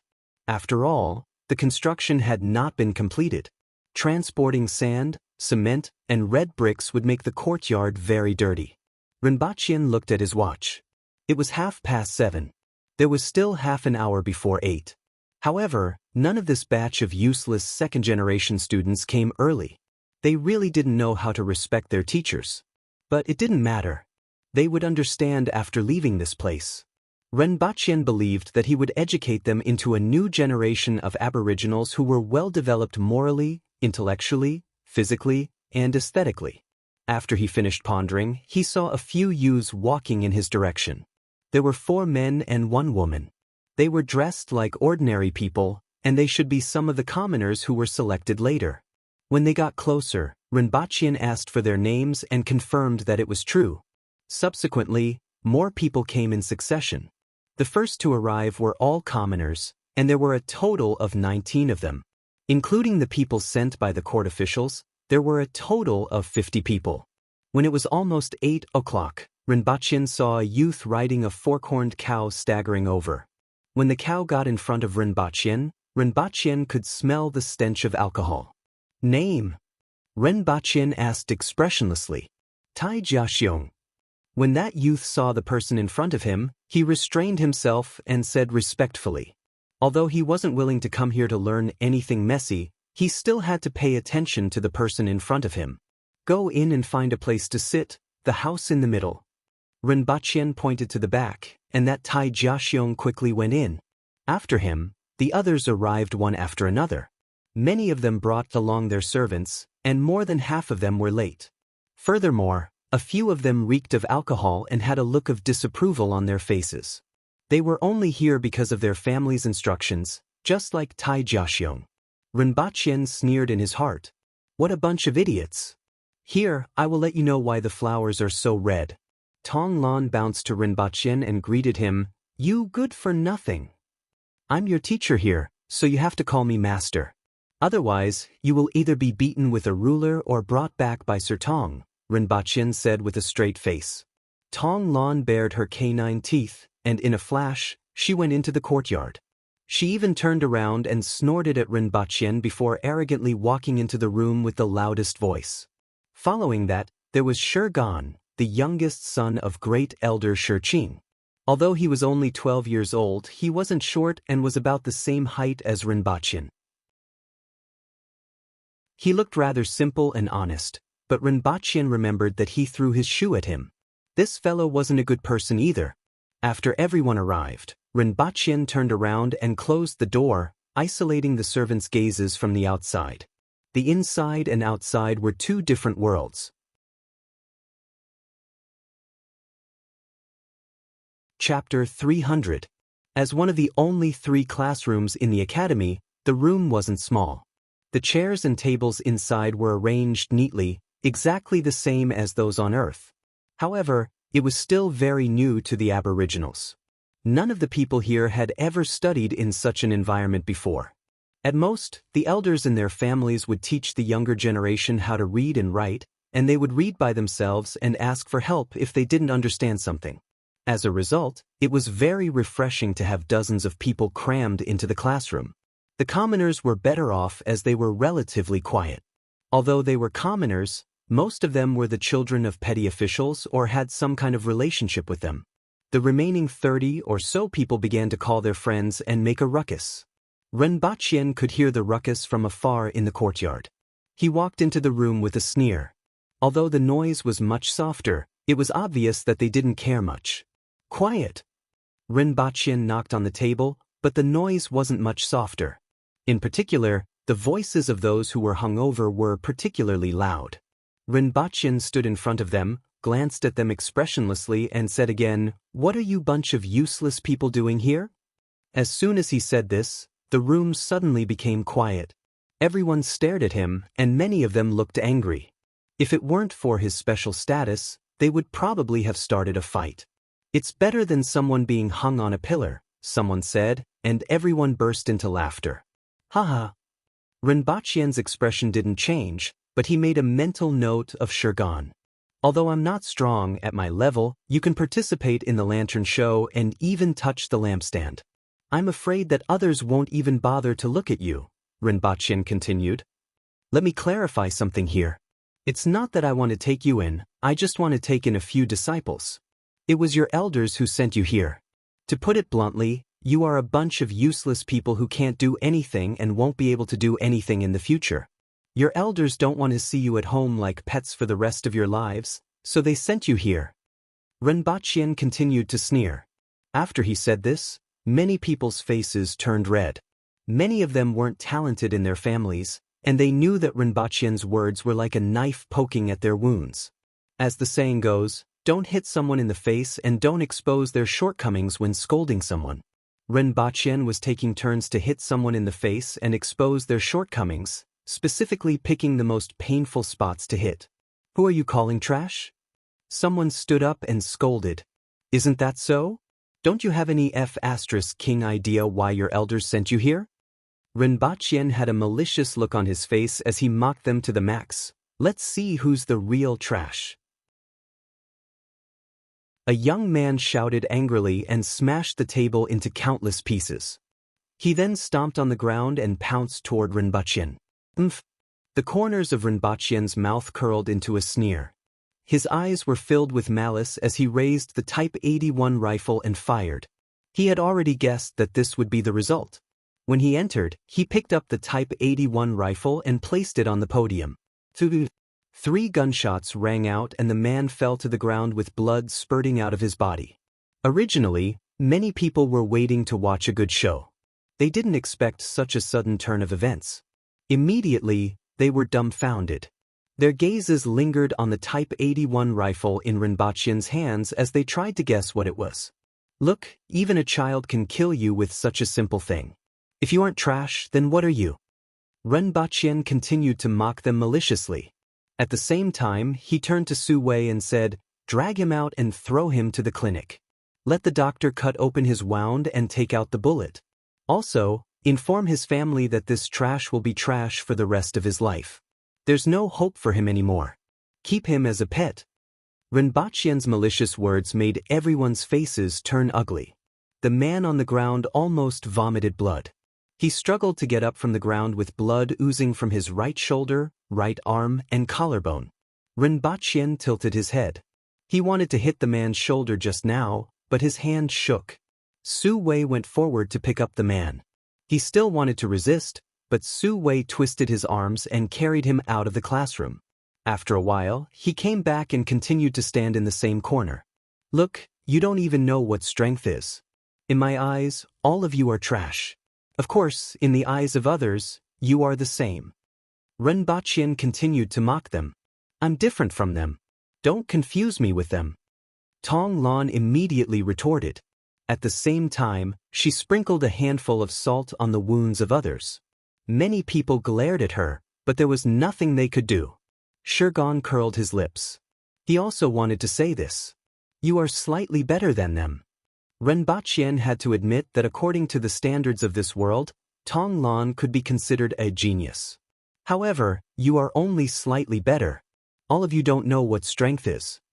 Tong Lan was immediately unconvinced when she heard this. Even you can't beat me. But I have 10,000 ways to kill you. Rinpoche spread his hands. That stick? Tong Lan looked disdainful. Even though the thing that shot out from that stick was very fast, she believed that she could still dodge it. There are 10,000 people in Great Xia who had the same idea as you. Now, their bones have turned into ashes. Rinpoche's words immediately reminded everyone of some rumors. However, the Aboriginals only valued strength and would subconsciously belittle or even ignore such things. In particular, Rinpoche's weak strength always made people feel that he was very harmless. It made people forget that he was also a killer and had killed countless people. In addition, he was unscrupulous just now. He injured a person and even threw him out. Even though they still looked down on Rinpoche's strength, they didn't dare to be as unscrupulous as before. First of all, you have to understand your own status. You are useless, and this is undeniable. Right now, you have two choices. First, stay here obediently and try your best to not be so useless. Second, go back and tell your elders that you are useless and are beyond redemption. Naturally, you don't need to come here anymore. Just like that idiot just now, you can go back and tell your elders that you are useless and can no longer be saved. Then you will be kept as pets at home. Rinpoche mentioned pets 3 times in a row, which deeply hurt everyone's heart. Those who want to leave can scram now, Rinpoche said again. However, this time, no one was impulsive. Even Tong Lan curled her lips. Rinpoche nodded slightly. The Aboriginals weren't so bad-tempered. At least they knew what was good and bad and could still listen to advice. This was considered a good sign. First, I want to tell you what I can teach you. What I can teach you isn't much, but it isn't little either. The most important thing is what exactly strength is. Even though everyone was still furious, they could finally listen to him quietly, unless they were like the person who was thrown out just now. Tong Lan, how much strength do you have? Rinpoche casually asked. About 3,000 kilograms. Tong Lan mumbled. Rinpoche cursed in his heart. A 10-year-old girl could have 4,000 kilograms of strength. The Aboriginals were indeed abnormal. He wasn't the only one who felt that it was abnormal. The others immediately turned to look as well. One had to know that even though the Aboriginals were strong, four-way heaven experts only had 500 to 2,000 kilograms of strength. Kismet heaven experts generally had 2,000 to 4,000 kilograms of strength. Except for some gifted people like Xiong Pai, most of the others were like this. Great Xia practitioners were much weaker in terms of strength. They only had a little more than 1,000 kilograms of strength, while Earthwheel experts couldn't exceed 2,500 kilograms. As a result, the strength of the Aboriginals far exceeded that of the Great Xia practitioners of the same level. Tong Lan was only 11 years old a few days ago, but she actually had the strength of 2,000 kilograms. This young lady from the Tong family could really be considered a genius. This made many people jealous. Why wasn't they the one with such talent? In that case, do you know how to move something that weighs 40,000 kilograms? Without destroying anything, you're the only one. That's impossible. Tong Lan immediately said. If it's impossible, I won't say it. In that case, let me ask you another question. Can anyone lift themselves up? Your weight is about 200 to 300 kilograms, and your strength is several times that. Can any of you do it? Ren Baqian looked at the crowd below and asked. Then he really saw a few idiots trying to lift themselves up.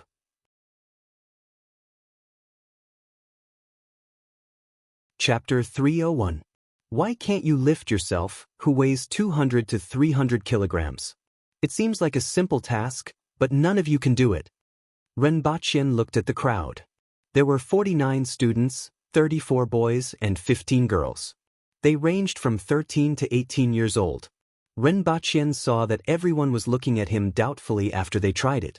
It was as if they were wondering why they couldn't do it. Ren Baqian then said, "This is what I want to teach you. What is force, how is force conducted, and how is force used? How can you do things that you can't do? How can you move objects that are several times heavier than your own strength? Of course, the most important thing is the nature and principle of matter in heaven and earth. This subject is called physics. You should be glad that you can sit here and listen to me talk about this because it clarifies the nature of matter in heaven and earth. After learning this, you can truly see the world. Everyone here should know me. Let me introduce myself again. I'm Ren Baqian, also the superintendent of this Black Bamboo Academy. You are the first batch of disciples here, so you can call me teacher. Towards a person who can teach you knowledge, a person who can decide whether you stay or go in this academy, you must maintain sufficient respect.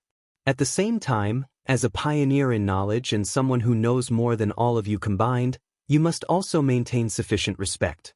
Do you understand? Ren Baqian propped his hands on the table and looked down at everyone. Everyone understood, but no one said anything. Understood, teacher. The person who spoke was a young man named Su Ping, who was considered an ordinary disciple. After he spoke, the other ordinary disciples followed suit. What about you? Are you mute? My words are very clear. I'm the boss here, so you have to answer my questions. If you don't want to stay here, go home and be a pet. Now, do you understand? Ren Baqian raised his voice and said coldly. Understood. Understood. Understood. Everyone was intimidated by Ren Baqian's imposing manner and answered softly. Louder. Is this a food market? It's so messy.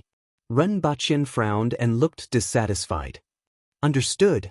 This time, the voices were much louder, but it was still very messy. After all, it was difficult for these undisciplined Aboriginal youths to answer at once. Although this was an extremely simple matter for the Earthlings, it was not a difficult task. Ren Baqian nodded slightly and said, "A country has its laws, a family has its rules, and an academy has its own rules. When the time comes, I will tell you what you can and can't do. If you violate the rules, you will be beaten and punished if you deserve it.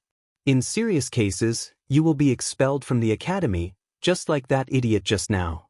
You all know your own situation very well. Most of you have a foreseeable future. You will achieve nothing and have no value. All you can do is maintain this state of being alive." Yes, it's a state. You look alive, but in reality, there's nothing. You're all hollow. Even if you peel off your skin and put it on a wooden frame, there's no difference between you and yourself. Because this is how you are. Your insides are empty, nothing at all. You only have the appearance of being alive. Although many people are like this, do you want to be like this too? This Black Bamboo Academy is your only chance to learn something, to do something, and to leave something behind. Let those who think that you are useless open their eyes wide and look at you in a new light. Therefore, cherish the opportunity to learn here. This is your only chance, Ren Baqian said word by word as he looked at everyone. Following his words, the expressions on many people's faces changed. Anger, unwillingness, contemplation, and various other expressions appeared on their faces. Ever since they were young, this was the first time someone had spoken to them like this. It was also the first time someone had said these things to them. Ren Baqian had pointed out their future. Although they were unwilling, they had to admit that his words were correct.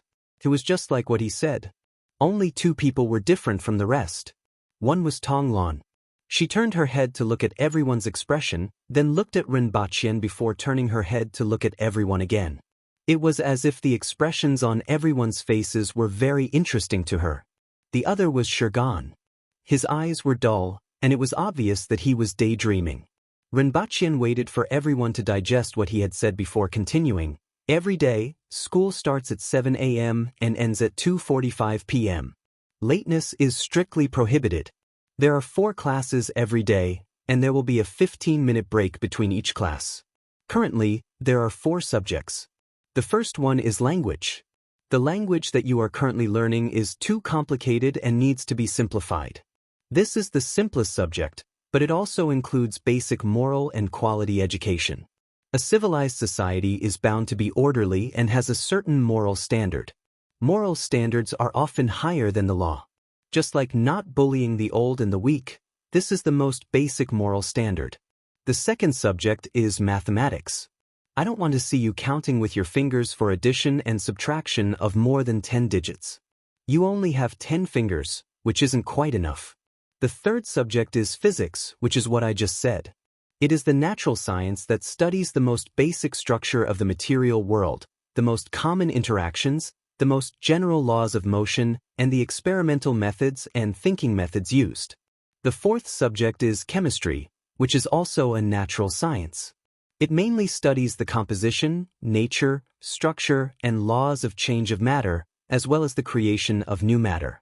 The first 2 subjects are the basics, and the last 2 subjects teach you the essence of this world. There will be an assessment every month. Those who fail the assessment will be punished. Those who fail multiple times will be expelled from the college. Do you understand? Rinpoche asked loudly. Understood. Although everyone said that they understood, they were actually dumbfounded. What were the last 2 subjects talking about? They didn't understand at all. We have already learned how to read. Why do we have to learn again? Tong Lon raised her head and asked. In the future, you have to raise your hand to ask questions. You can only ask questions with my permission, Rinpoche said in a deep voice. Then he explained, you have learned the language of Great Xia, which is too complicated, difficult to write, and not easy to spread. What I am teaching you is different from Great Xia's, and it is more suitable for promotion. I hope that in the future, at least many people in Dayo can read and understand the news and newspapers, instead of the current situation where 99% of people are illiterate and have to guess what they read. What's the news? What's the newspaper?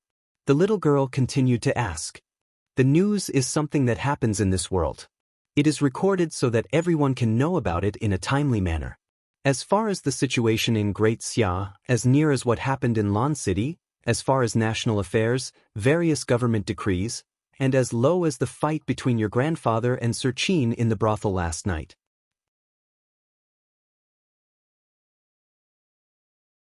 Chapter 302. What did Deputy Prefect Rin talk about today? During dinner, Tong Jingye casually asked Tong Lon. He was really curious about what Rinpoche would talk about. In his heart, Rinpoche had a lot of good stuff. Whether it was the cement, red bricks, glass factory, or solar furnace, they were all very useful. Furthermore, he took them out casually. No one knew how many things he had in his stomach.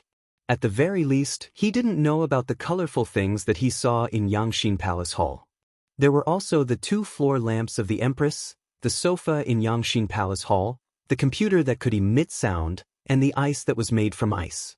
There were simply too many of them. This was also the reason why he sent his favorite granddaughter to Yangshin Palace Hall. I don't know. He talked a lot and was very long-winded. Tong Lon curled her lips. She really didn't understand many of the things that Rinpoche talked about today. However, how could she ask since no one asked? She was a genius. Tell me, what did he talk about? Tong Jingye asked again. He said that they are all good-for-nothings. If they go home, they can only be kept as pets for the rest of their lives. Studying at the academy is their only chance. Tong Lon consciously excluded herself from the conversation. There was also an idiot who wasn't convinced. In the end, that good-for-nothing used a stick to shoot a few things at him and beat him to the ground. Then he was chased out. Tong Lon giggled again. Tong Jingye nodded his head slightly. Renbaqian's words were correct in some aspects. Those who weren't talented weren't valued at home. They couldn't advance in their cultivation and wouldn't be able to achieve anything in the future. They could only take the monthly allowance to produce offspring. He also said that he wanted to teach us 4 subjects and teach us how to read. It's different from before, Tong Lon continued. Oh, how different? Tong Jingye was very interested and asked. The surrounding people didn't say anything as they listened to the conversation between the adult and the child. They were also very interested. At least when Tong Jingye was in the residence, he praised Renbaqian a few times. This caused the people in the Tong residence to view Renbaqian differently from the general view of the outside world. He said that the language of Great Xia that we used in the past is too cumbersome. He wants to teach us a simpler language that is easier to spread. Tong Lon repeated Renbaqian's words about how many people could read the news. From national affairs to your fight with Mr. Qin at the brothel last night. Tong Lon told him everything in full detail, and the entire hall quietened down instantly. There was dead silence. Everyone had a strange look on their faces. Cough, cough. Tong Jingye coughed. Soon after, he thought about the news that Renbaqian mentioned. However, it didn't make much sense no matter how he thought about it. It was similar to a notice board. What else? Tong Jingye continued to ask. There are also 3 subjects, mathematics, physics, and chemistry. He said that physics is the study of the structure and laws of the world, and chemistry is the study of the composition of the world and the transformation of new substances. These 2 subjects are called natural sciences. Tong Jingye's expression immediately turned serious after hearing what Tong Lon said. Tong Lon didn't know what this meant, but she immediately sensed some problems. According to these words, he was clearly talking about the way of all living things in the world and nature? Didn't this mean that he was talking about all the principles in the world? If that was the case, then what Renbaqian said was rather shocking. But was what he said true? What did he say? Tong Jingye pondered for a moment and said, "Remember what he said every day and bring it back for Grandpa to see." Tong Lon pouted and replied. It was too troublesome for her to remember.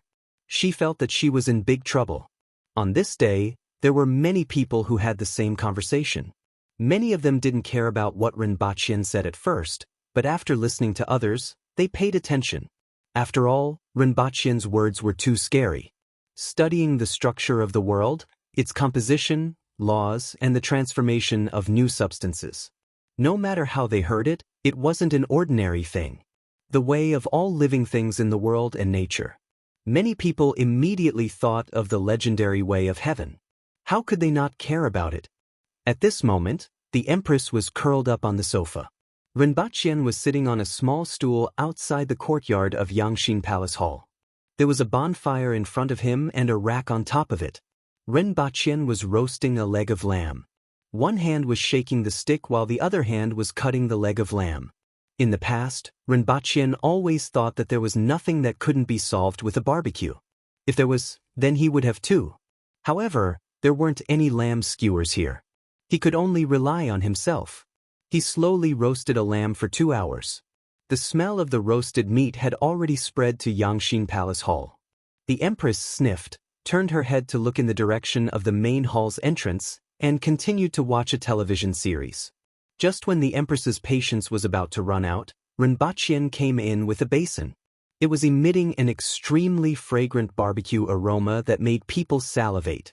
As for the guards outside Yangxin Palace Hall, they had a look of hidden bitterness on their faces. That person had been roasting meat under their noses for more than 2 hours. The 2 of them had been smelling the aroma for more than 2 hours. It was simply a kind of torture. Renbaqian and the Empress sat opposite each other at a small table. Renbaqian poured a cup of wine for the Empress and a cup for himself. It definitely wouldn't do to eat barbecue without wine. There were also 2 plates of fruits at the side so that the roasted meat wouldn't be too greasy. The Empress stuffed 2 big pieces of meat into her stomach and drank a cup of wine before asking casually, "I heard that something happened on the first day of school?" The Empress already knew about this news, but she only asked about it now. An uncut jade can't be useful, and an uncut person can't be straight. I'll teach them a lesson first so that they can be disciplined in the future. Ren Baqin smiled casually. Even though those guys weren't very talented, they weren't honest. If he didn't suppress them from the start, it would be difficult to discipline them in the future. The Empress nodded her head. I reckon that someone will complain about us tomorrow. Ren Baqin continued. The Empress snorted coldly. How dare they? Ren Baqin gave her a thumbs up. I like this domineering style of yours. What was a backer? This was it. Regardless of whether what he did was right or wrong, anyone who dared to raise an opinion would be beaten up. I heard that you are going to talk about the principles of heaven and earth.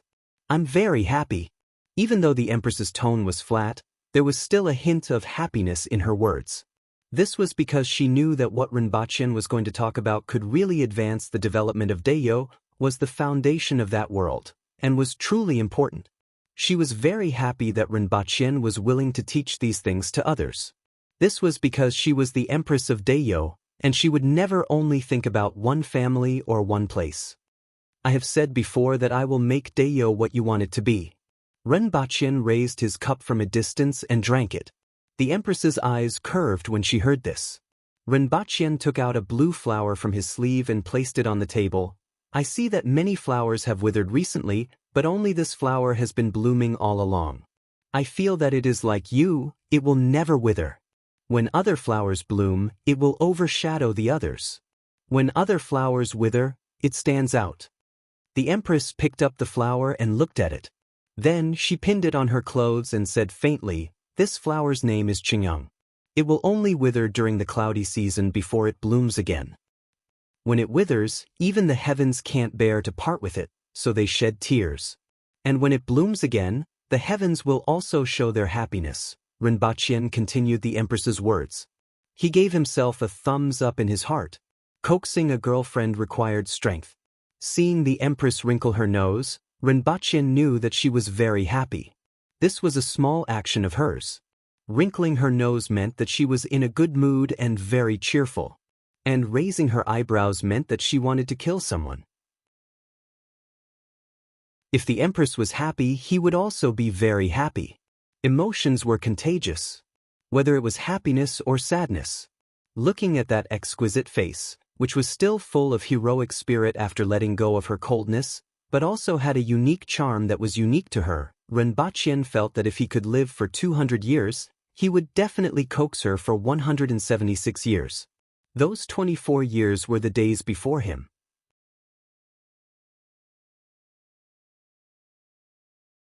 Chapter 303. Ren Baqin looked at the people below him. They seemed to be much better than yesterday, and their attitudes were also much more respectful. Today we'll talk about physics. Ren Baqin said to everyone. Logically speaking, he should talk about the written language first, but he still felt that he should arouse everyone's interest first. After all, this wasn't Earth, and the Aboriginals didn't have the habit of studying. He had to let them maintain a certain level of interest in learning. Everyone below looked at him attentively. It seemed that the words he said yesterday had some effect. For the first lesson, let's talk about the motion of objects. Ren Baqin picked up a stone and placed it on the podium. Is this stone stationary or moving? It's still, someone answered immediately. Ren Baqin nodded, picked up the stone, and let it fall to the ground with a soft sound. Was the rock still or moving? We're falling. Answer whether it's stationary or moving. Ren Baqin emphasized. Sports. Can a rock move? Ren Baqin asked. Everyone was stunned when they heard this question. Could the stone move? Ren Baqin picked up the stone and moved it up and down with his hand. Is the stone still or moving now? What still is your hand? In that case, Ren Baqin loosened his grip again and let the stone fall to the ground. Is it stationary or moving? Teacher, the rock is falling down. The rock itself can't move, but it will move when it falls down. Tong Lon was the first to react. You're half right. You are sitting on a carriage or on the back of a horse. The horse is moving forward, and everything around it is moving backward. Who is moving? You said the mount is moving? But you didn't move, but your mount and your position didn't change. Instead, Everything around you is moving backwards. What I want to tell you is that stillness and movement are relative. This stone is in my hand, and relative to my hand, it is still. But compared to this classroom or all of you, this stone is moving. You fell from the sky. You didn't move, but everything around you was moving. Mechanical motion is the most common motion in the universe. Everything in nature moves, but it depends on what the reference is. Humans are born with a good nature. Their natures are alike, but their habits differ. If one does not teach, one's nature will change. In the way of teaching, the most important thing is to be focused. In the past, Mencius's mother chose a neighbor. If you don't learn, you'll break the rules. Ren Baqian used a piece of chalk to write Chinese characters on the blackboard. He wrote down the first 5 paragraphs of the 3-character classic, a total of 60 characters. Then, he wrote the corresponding words of this world below each character. You have to write it all down and memorize it. Humans are just like that. Idiot, the character for D, is a dot, a horizontal fold, and a restrain. What is that thing of yours? Who is Mother Meng? Let me tell you a story called Mencius's Mother Moved 3 Times. For today's homework, you must write these 30 words 10 times and hand them in tomorrow. Bring your own paper and pen. If you don't have it, just ask me. Answer me again. What's 6 plus 3? If you dare to say 11, I will kill you right now. Ren Baqian roared with a ferocious look on his face. His hand was already touching the Type 81 rifle. A tall and sturdy young man looked around blankly, then his eyes lit up. 6 plus 3 is 8. Bang. Remember how to write each number, from 1 to 10. Today's math homework, 2 plus 7 plus? 4 plus 9 equals? When Ren Baqian was in school, he had thought of volunteering as a teacher after graduation to leave a memory for his life. However, he became addicted to Bilibili and threw this idea to the back of his mind. He didn't expect that he would become a new generation of assisting teachers in remote areas. This could be considered as fulfilling his original dream of volunteering as a teacher. Seeing that everyone had left the school, Ren Baqian clutched his chest and felt that he was going to have a heart attack from anger. He remembered the news that he had seen in the past. Parents who accompanied their children to do homework were so angry that they suffered heart attacks and cerebral hemorrhages. What are you guys? I'm a total of 49 idiots. Sigh, let's take it slow. Ren Baqian finally sighed, got the guards to tidy up the classroom, closed the school doors, and returned to the palace. How was it? The Empress asked Ren Baqian with a smile. Ren Baqian hadn't returned to the palace yet, but the Empress already knew about his rant at the school. They are a little stupid, but they can still be saved, Ren Baqian said after thinking for a while. Although he was infuriated by those idiots just now, he knew that learning wasn't something that could be done in a day or two. The scene of his old teacher pointing at him and saying that he was a good-for-nothing was still vivid in his mind. He didn't want to easily deny the future of these people. The role of a gardener was to water the flowers so that the flowers could grow, bud, and finally bloom. The Empress nodded. It was good that Ren Baqian could say this. After lunch, Ren Baqian met a few people at Pingle Park. They were the shopkeepers of the 2 caravans in the palace. I have seen what you have done over the years, and I can't say that it's good. Look at your list. This kind of sour wine actually costs 10 taels of silver for a jar? 30 taels of silver for a bolt of silk? Also, the final price of the things that you sell are far lower than the market price. If not for the fact that you have always been relatively honest, I would have suspected that you are secretly helping outsiders. Ren Baqian patted the paper on the table and said, Sir Ren, it's not that we want to do this. It's just that they are buying our goods at low prices. If we don't sell them at low prices, we simply can't sell them. Also, we know that the prices of these goods are expensive, but we really have no choice. Upon hearing Ren Baqian's words, the expressions of the 2 shopkeepers immediately turned ugly. They looked as if they had been wronged. If you really have any problems, you should know Her Majesty's temperament. As for me, you will know in the future. I will be in charge of this aspect in the future, and you have to report to me. I am different from Her Majesty. Her Majesty has too many things to worry about every day, and she can't be bothered with these things. I'm not that easy to talk to. If you do a good job, you will be rewarded. If you don't do a good job, you will be punished. I hope that all of you will do your part. Naturally, I will not treat you unfairly. Otherwise, think about the consequences. He didn't know whether these two shopkeepers were secretly helping outsiders. In any case, no matter how he looked at the list, there was something wrong. No matter what, he had to give them a warning first. The goods this year are different from the previous years. This year we have these two things. Renbachien opened a box beside his feet, took out a goblet and a classical cup, and placed them on the table. Following which, he took out two mirrors. Both of you take a look. How much can these things be sold for? These are cups? They are so clear and transparent. I wonder what material is used to make them. I think they can be sold for at least 500 taels of silver each. These mirrors are also different from copper mirrors. They are actually so clear. They will be sold for at least 1,000 taels of silver each. The two shopkeepers took a careful look at the cups one after another. Their faces revealed an astonished expression. The cups were completely transparent, and even the fine hairs on their faces could be seen clearly in the mirror. Renbachien looked at the two of them carefully and asked, "Don't tell me you are spies sent by other countries?" "Sir." The two of them were shocked. These cups are sold for at least 5,000 taels of silver each. They are completely carved out of clear and transparent gemstones. You are telling me that these craftsmanship and materials are worth 500 taels of silver each? And this mirror, it is so clear and bright that it can reflect the scene perfectly. It will be sold for at least 30,000 taels of silver. One had to know that when Venice first produced mercury mirrors, they were still covered with tinfoil. At that time, they already cost 150,000 French francs. Not to mention, these mirrors with more perfect craftsmanship were worth 30,000 taels of silver. If not for the high production rate and the fact that glass would appear in many places in Dayo in a few years, he would have wanted to sell them as soon as possible to make a fortune.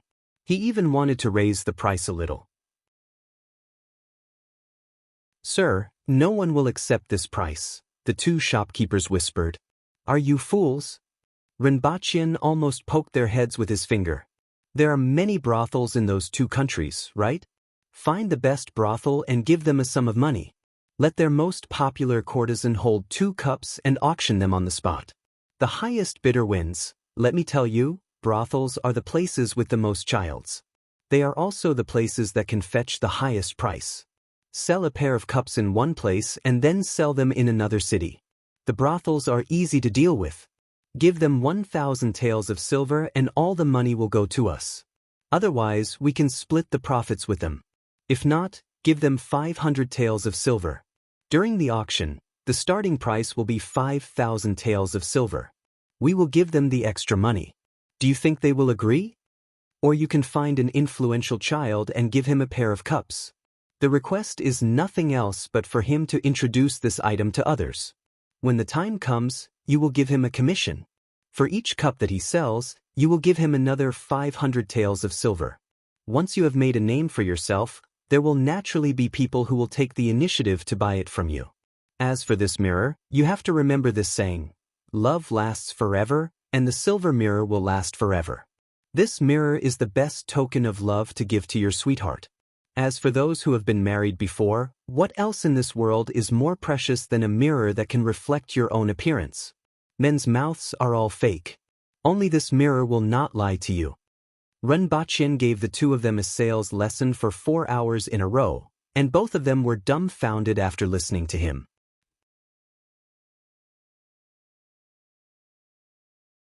Chapter 304. Remember, who are our customers this time? It was the local tyrants, the officials, the aristocratic families, and the ambitious people. Why should we sell things to them? Because only they should have these things, and they deserve to have them. Because only our things can highlight their identity and value. Only then can they show their nobility, and only then can they get what they want. Whether it's for their own use, for their dream lover, or for their boss. Doesn't he want to have it? It doesn't matter, let his opponent have it first. For the next few days, Renbachien would teach the disciples of the academy in the morning, practice boxing in the afternoon, or get beaten up by Tong Lan. At night, he would teach the two shopkeepers of the caravan whose heads were made of wood. What sales? Run Baqian sat on a stone chair in Pingle Park. The two shopkeepers, who were in their 40s or 50s, were standing obediently like primary school students. These few days had broadened their horizons. Solving the needs of our customers. The two shopkeepers immediately answered. How do we do sales? Create demand for our customers. Run Baqian nodded slightly. These two wooden heads could finally understand some logic. What's our product? It's our identity and value. People need to increase their value through external objects. The two shopkeepers were full of jargon. If the Empress were to see them, she would be shocked. Okay, remember, we aren't selling products, but identity. Self-expression. High positions and generous salaries. The only thing we aren't selling is products, Rinpoche summarized for them. Sir. The two nodded in unison with a look of conviction. They really didn't know where this man in front of them learned these things from. The two of them felt that they had benefited a lot from these few days of lessons. Now, even if they were given a pile of feces, they would sell it for the price of gold. You may leave. Memorize today's lessons well and set off in 2 days. Rinpoche waved his hand. Sir, we will record everything every day when we go back and compare it with each other, the two of them said respectfully. Well, when you do it, you will know what self-worth is. Rinpoche waved his hand to get the guards to send them out of the palace. After the two of them left, he felt a little regretful that the time was too short. Otherwise, he could have tried what a pyramid scheme was. Right now, they could only rely on what they had learned over the past few days. Fortunately, with his products, he didn't have any competitors, so he didn't have to worry.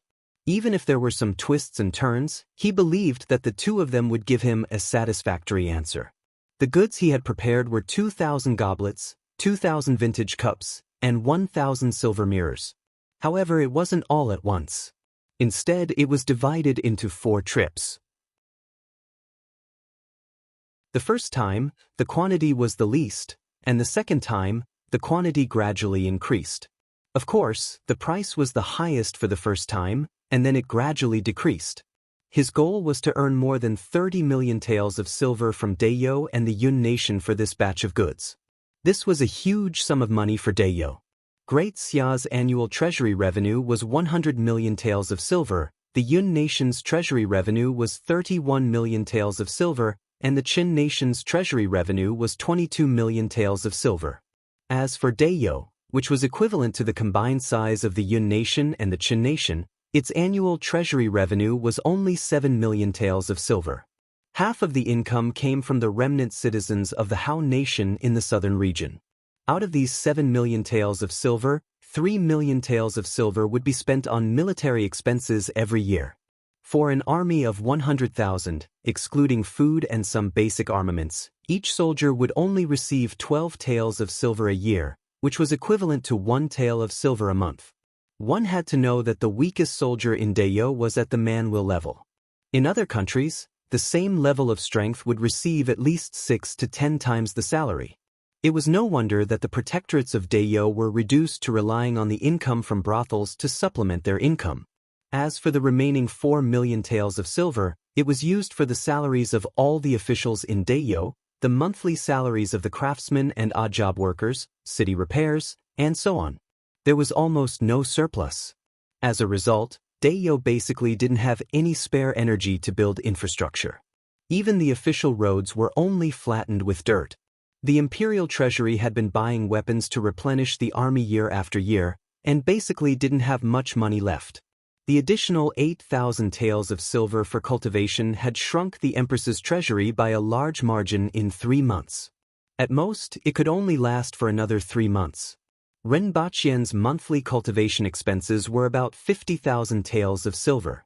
In other words, other than those rare and precious items, the Empress's treasury only had 300,000 taels of silver. This included the gold, silver, and jewelry that were sent by people from other countries for this year's birthday celebration. Rinpoche carefully calculated the accounts and felt that it wasn't easy for the Empress to be an empress. Fortunately, The Empress was willing to do this and didn't feel that there was anything wrong with it. The Empress was probably the poorest among all the civilized countries on Earth and in this world, with the exception of the African brothers. Even the Empress was like this, let alone the ministers. Renbachien pondered about the situation in Dayo for a while. Earning a sum of money would only solve the urgent situation. Dayo still had a long way to go. He put aside his thoughts and decided to take it step by step. Lying on the bed, he entered a spacious and empty space. In the entire space, there was only a towering tree in the middle. It was unknown how tall it was. The crown of the tree covered a radius of more than 10 kilometers and there were countless green vines twining around the trunk. This was the second visualization after breaking through the visualization of water, the visualization of wood. Water was related to wood. Therefore, after completing the visualization of water, he didn't need to visualize anything else and directly entered the visualization of wood. The 5 elements corresponded to the 5 internal organs. The visualization of water corresponded to the kidneys and the visualization of wood corresponded to the liver. Renbachien's current practice was to climb up the tree trunk and vines. However, as long as he was more than 3 meters above the ground, the surrounding wind would blow like a storm from all directions, making it difficult for him to even breathe. His entire body had to cling to the tree trunk and vines with difficulty. While resisting the strong wind to stabilize his body, he climbed up bit by bit. When his strength was exhausted, he would be blown down and directly exit the visualization of wood. After a while, Renbachien was blown down from a height of 5 meters. When he woke up, he was already back on the bed and fell into a deep sleep. The next morning, Renbachien first took a medicinal bath and then went to Yangshin Palace Hall. Today was the school's day off. Renbachien had brought the big week from Earth over. Previously, when the students had a break, Renbachien took the opportunity to return to Earth to order some things. Today, he and the Empress returned to Earth to collect them. These included the teaching materials that the students needed: elementary school mathematics from grade 1 to grade 6, junior high school physics and chemistry materials, a volume of the 3-character classic, and some experimental materials. Originally, Renbachien had considered the rules for disciples and the Analects of Confucius. However, after thinking about it, he gave up. This world was different from Earth, and the Aboriginals were different from ordinary people. The biggest difference was that the importance of martial arts in this world was much greater than that on Earth. Mechanically applying the words of Confucius might not necessarily be good. When Renbachien walked into Yangshin Palace Hall, he saw a red shadow flashing and moving in the hall. At the same time, it was as if there was a strong wind blowing in the hall. Following every movement of the Empress, he could feel the strong wind blowing in the hall. Renbachien took a closer look and realized that the Empress was practicing a set of boxing techniques that he didn't know the name of. Every time her fist struck out, there would be a loud sound of breaking the air. Renbachien quietly watched from the side. Rather than saying that he was watching the Empress practice, it would be better to say that he was watching that figure. In any case, he couldn't understand the movements of the Empress. In fact, he couldn't even see them clearly. After a while, the Empress suddenly stopped moving. She slowly lowered both her hands. It was as though water vapor was spurting out from her palms and directly smashed onto the green tiles below. It was unknown what material the floor tiles of Yangshin Palace Hall were made of, but they actually didn't break. "How much do you understand?" The Empress turned and asked him. "You are indeed worthy of being called Your Majesty. I can't even see your movements clearly. However, I will try my best to keep up with Your Majesty's footsteps. In time, I might be able to see the mystery of Your Majesty's boxing technique." Renbachien immediately gave her a thumbs up. The Empress stared at him and subconsciously gritted her teeth. Just now, she had deliberately slowed down her movements, but this bastard actually didn't see it at all. There is no need to wait for time. From today onwards, you will practice this boxing technique with me. The Empress snorted. "Your Majesty, we have changed our departure today. Previously, we said that we are going to the amusement park." Renbachien said with a smile. Ever since the Empress watched Final Destination 3, she couldn't forget about the amusement park.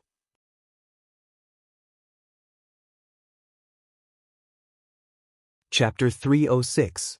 In a room, there were several computers. Each screen was divided into 9 screens, monitoring various locations in the neighborhood, including the elevator, the underground parking lot, and the entrance of the neighborhood. All the surveillance cameras in the neighborhood were connected to this place. However, this wasn't a surveillance room. It was a 3-bedroom house in the neighborhood. Because the curtains were drawn every day, strangers would come in and out from time to time. Someone thought that they were doing some illegal activities and called the police. When the police came yesterday, the people in the room were confused. They only sent the police away when someone took out their ID. They didn't know whether to laugh or cry. The people in the room were speechless when they thought about it. The residents of this neighborhood were almost as vigilant as the omnipotent Chaoyang people. How do you think they found us? A short-haired woman looked at the surveillance camera impatiently. They were originally watching the house opposite with binoculars. As long as the other party came back, they would find out. However, they suddenly found out that they were exposed. They moved here in a hurry and stared at the surveillance camera every day. Who knows? Don't forget the instructions from above. They aren't ordinary people. Another young man wearing glasses took out a cylindrical metal object and took a puff. Then he puffed out a large amount of smoke. After a few puffs, the room became like a fairyland. This thing smells much better than your cigarette. The short-haired woman turned her head and said. The young man with glasses spread his hands. I wanted to smoke. But since you had such a big reaction, I changed it to this. However, this electronic cigarette is not bad. It's much better than I thought. You're sensible this time. The short-haired woman leaned on the table. Last time, those 2 people suddenly appeared in the room. Is there really such a thing as a superpower in this world? Who should I ask? The boss might know. You can ask the boss. The young man with glasses took out a glass bottle from the side and used a dropper to draw some solution on the electronic cigarette. Then he began to puff again. Looking at his intoxicated expression, it was obvious that he was smoking an electronic cigarette. Those who didn't know would think that he was smoking you. They're back. The woman quickly patted the young man with glasses. On the screen in the upper left corner, a person suddenly opened the window. It can't be a housekeeper, right? The young man looked at the screen. The angle was from the bottom up. He couldn't see the inside of the house, only the window. This was also to prevent the other party from discovering them again. No, this isn't the time for housekeeping, the short-haired woman said. After that, the 2 of them began to focus on the monitor. After the target appeared, the 2 of them had to constantly pay attention to when the other party left. If it was before, it would be fine. They could just use the binoculars to see when the person in the room left, but now they had to constantly stare at the surveillance camera. No wonder she looked so unwilling. Why do you think we're watching them? The short-haired woman still couldn't figure out the problem. Her previous missions all had a mission objective, and she knew what she had to do. But this time, he didn't do anything at all. He just kept an eye on them and reported their itinerary. It had already been a few months, and there were still no orders from above. You can ask boss, I don't know. Of course, Renbachian didn't know that the last time he cheated them, the 2 of them had to stay in a small room for more than 20 days and were full of resentment. He pushed open the window. The weather today was pretty good. Earth had already entered the beginning of May. The weather during the day was over 20 degrees, and the sun was shining brightly. It was a good time to go out and play. When he opened the window and turned around, he heard the sound of the door closing. The Empress had gone to change her clothes. She didn't even eat her ice cream. From this, it could be seen how impatient the Empress was. It was hard to imagine why the Empress was so interested in the amusement park. By the time he went upstairs and changed into a hoodie, jeans, and sneakers, the Empress had already changed into a dress and was sitting on the sofa eating ice cream. Sure enough, to the Empress, eating was something that couldn't be neglected. It was just a matter of time. Let's go to the amusement park. Renbachian snapped his fingers, and the Empress threw a pillow at his face. I feel that action isn't very respectful. The Empress nibbled on the ice cream and looked at him from the corner of her eyes. How can that be? It's just an action to emphasize my tone. For example, eat your fill. Renbachien snapped his fingers again, and another pillow was thrown at his face. Your Majesty, it's time to set off. Renbachien stretched out his right hand, held 3 of the Empress's fingers, and bent down. Not bad. The Empress was very satisfied. She helped him tidy up the hat on the back of his head. Her fingers were clean again. Otherwise, the melted ice cream would be sticky on her fingers. When they went out, the elevator stopped at the 7th floor. A young girl came in and was surprised to see the 2 of them. Then she bowed to them. Thank you for that time. The girl thanked him. Even though she went to look for Renbachien and wanted to treat him to a meal, she was rejected. Now, when she thought about the fire incident, she still felt a lingering fear. Therefore, when she saw Renbachien, she immediately expressed her gratitude. Coincidentally, the collar of the girl's shirt was quite big. Renbachien naturally took a glance. Pow! The Empress slapped Renbachien's nose. Ouch! Renbachien groaned in pain and covered his nose. The Empress didn't even look at him from the side. How did she know? His nose was a little wet. When he stretched out his hand to touch it, there was a smear of red. There was really blood flowing down. Renbachien quickly raised his head, took out a roll of money from his pocket, and stuffed it into his nose. Why did you hit me? Renbachien stuffed his nose and spoke in a muffled voice. Just now, he clearly saw that the Empress didn't even turn her head to look at him. Intuition. The Empress turned her head and looked at Renbachien. Renbachien, Your Majesty, you have definitely watched too many Final Destination movies. You just wanted to hit me all of a sudden, right? In any case, it didn't matter if you hit me indiscriminately. Even if you hit me wrongly, it would be in vain. When the girl saw the 2 of them covering their mouths and giggling softly, she saw Renbachien glaring at her and quickly said softly, Sorry, I couldn't help it. When Renbachien walked out of the elevator, he took a glance at the acrylic mirror at the side. There was a roll of money stuck in his nose like an elephant, but it was a pity that it wasn't very symmetrical. The 2 of them drove all the way to the amusement park, which was the largest amusement park in Churching. From outside, they could hear the rumbling and screams of the roller coaster inside. The Empress's attention was immediately attracted by it. That's the one. The Empress's eyes lit up. It seemed like Final Destination 3 had really left a deep impression on her. Even when she came to the amusement park, she went straight for the roller coaster. It was unknown if it was because the weather was too good, but there were people everywhere. Many of them were parents with their children, and there were also pairs of couples.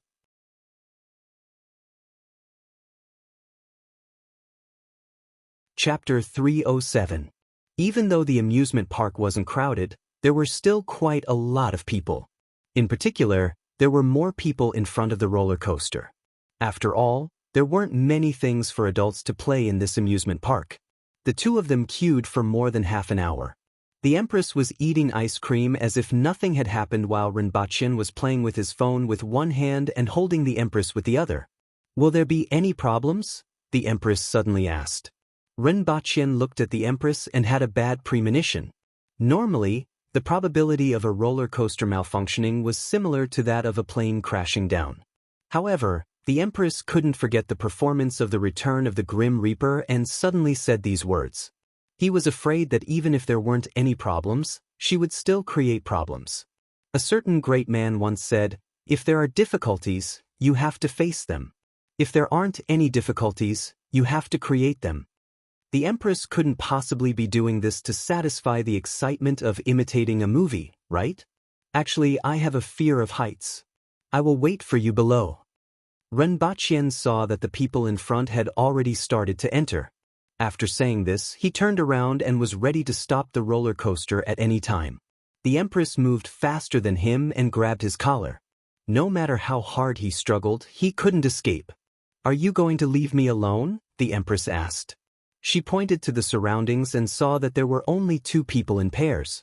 Then, she looked at the last bit of egg roll in her hand reluctantly and threw it into her mouth. If I don't go up, they will thank me, Rinpoche whispered in a serious tone. The Empress didn't say a word. She dragged him forward and conveniently rubbed against his clothes. Rinpoche was shocked when he saw her reaction. Had he guessed correctly? Are you serious? However, he didn't dare to shout. Feeling the strength of the Empress pulling his collar, he grabbed the railing at the side. I won't go up even if you beat me to death. The surrounding people looked at the two of them and found it funny. This man was too timid. If his girlfriend was so beautiful, he wouldn't even bat an eyelid even if he went up a mountain of knives or a sea of fire, let alone riding a roller coaster. However, this woman's hands were so strong that the man's fingers turned white as he held onto the railing. Then, the Empress poked Rinpoche's lower back. Rinpoche finally quietened down. His entire body went limp and he couldn't exert any strength at all. After fastening his seatbelt and pressing down on the U-shaped seatbelt, he finally regained some strength. He looked at the Empress nervously and whispered, "They are all ordinary people. If something happens, it will be a big problem." The Empress turned to look at him with a smile that was as beautiful as a flower.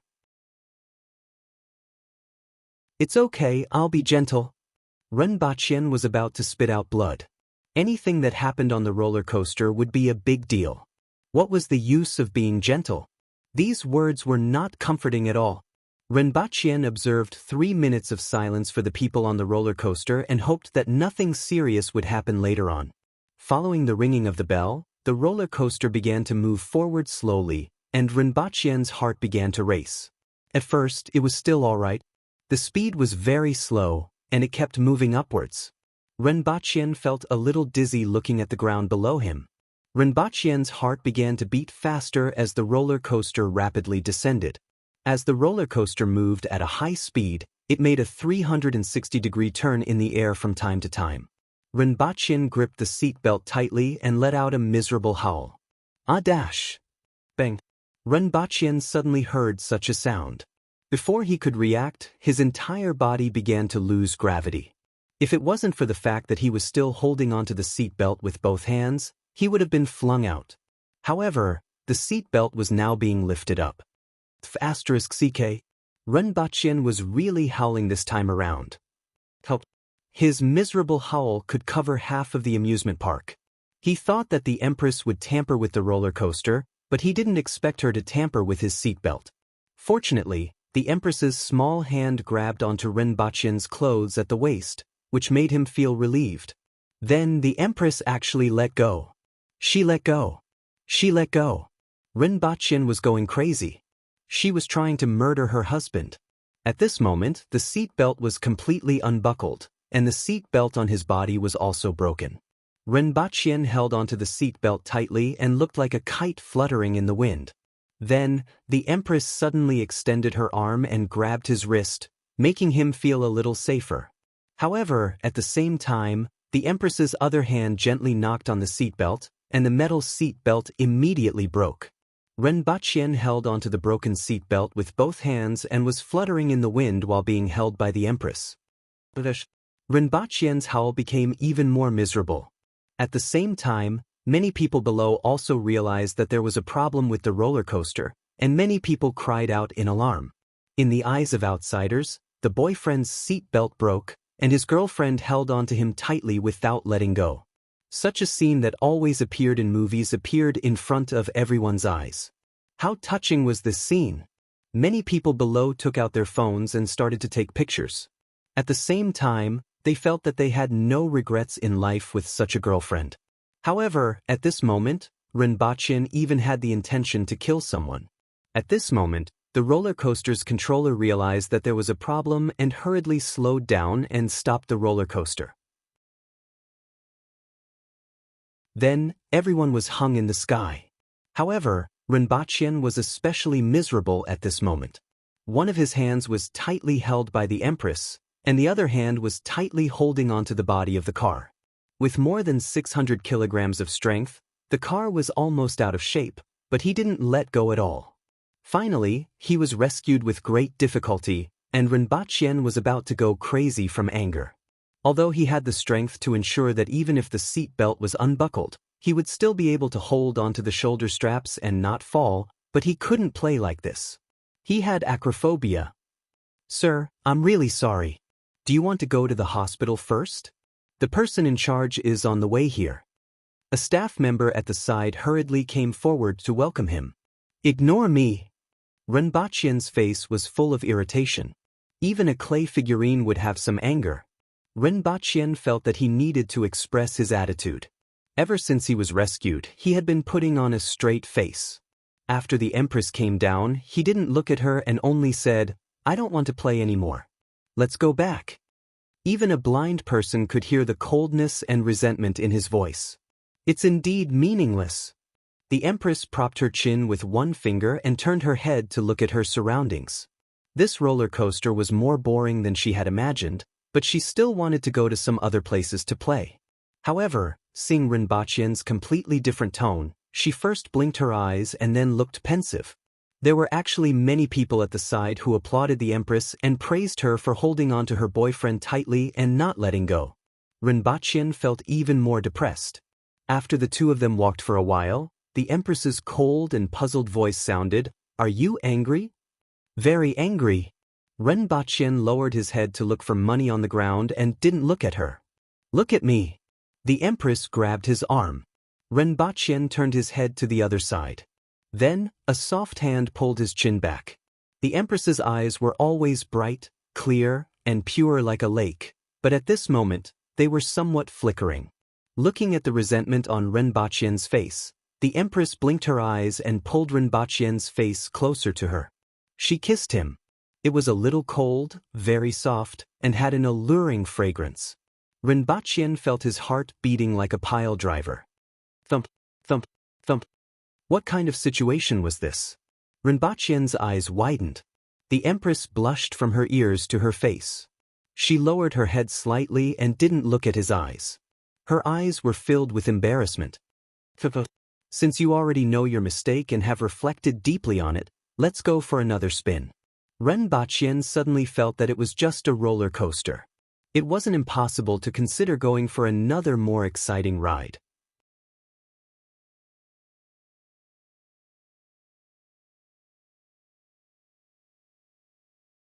She then used the tip of her foot to rub against the ground. Finally, she created a hole in the ground. Then he gritted his teeth, raised his head, and moved toward Renbachian. Oh! Last time, there was still a little feeling, but this time, not only did he not feel any charm or softness, he only felt sore and numb, and tears were about to come out.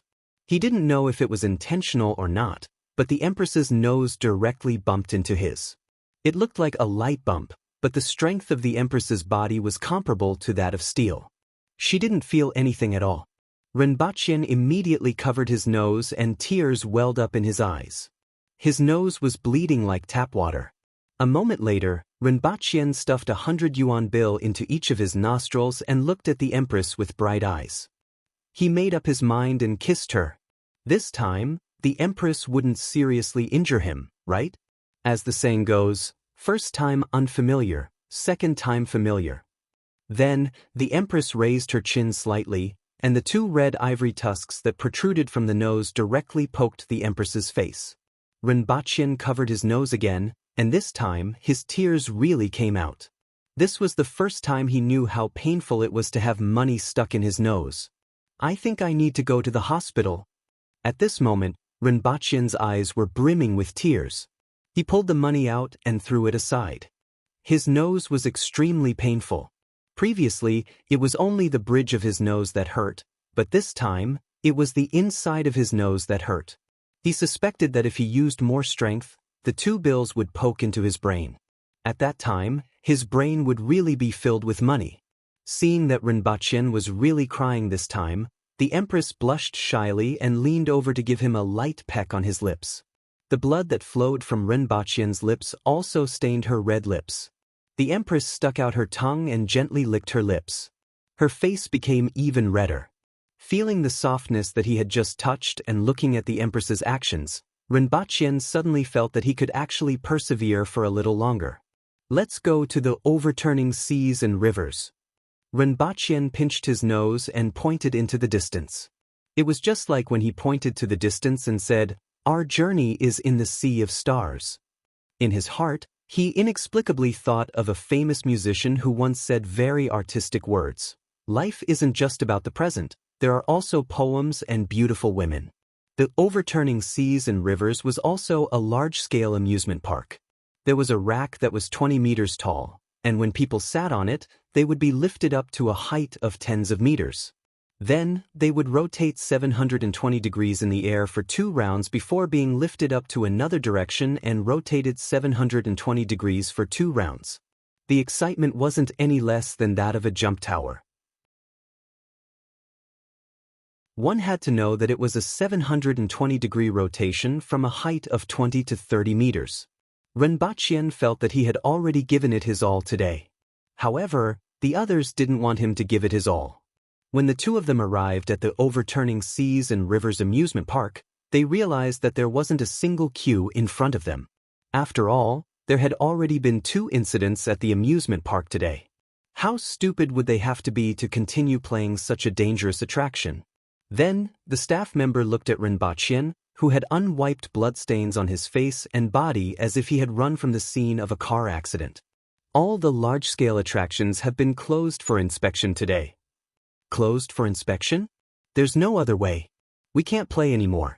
Rinpoche didn't know if he should feel regret or rejoice. However, 2 incidents had happened consecutively. Even if the boss of the amusement park was a fool, he would still conduct an inspection. The Empress furrowed her eyebrows and was a little dissatisfied. The previous 2 incidents weren't very fun. Initially, when she looked at this amusement park from afar, she felt that it would be more fun than the previous 2. After the 2 of them left, the person in charge heaved a sigh of relief when he heard the news.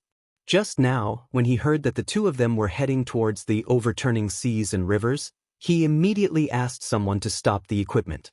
He couldn't stop the equipment even if he didn't. After the previous 2 incidents, no one dared to play today. At the same time, he was certain that the 2 of them were definitely here to cause trouble. It was a pity that he didn't have any evidence. Otherwise, he would definitely teach them a lesson. However, he was also somewhat puzzled. If the other party was here to cause trouble, why didn't they take the opportunity to blow things up and not ask for any compensation? Furthermore, the 2 safety belts weren't cut off by someone.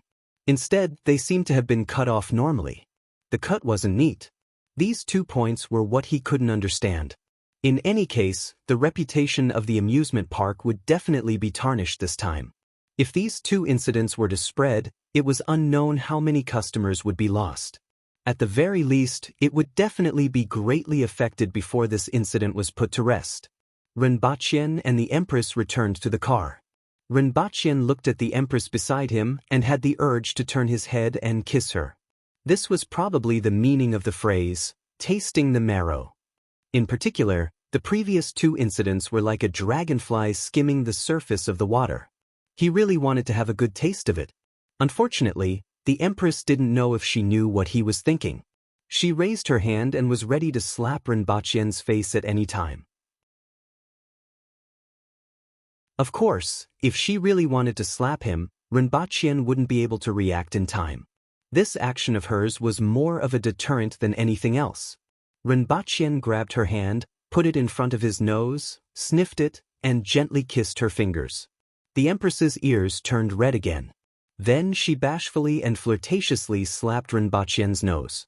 "Let's change the location next time," Rinpoche said with tears in his eyes as he fumbled to find a tissue to stuff his nose. A while ago, she was a thug.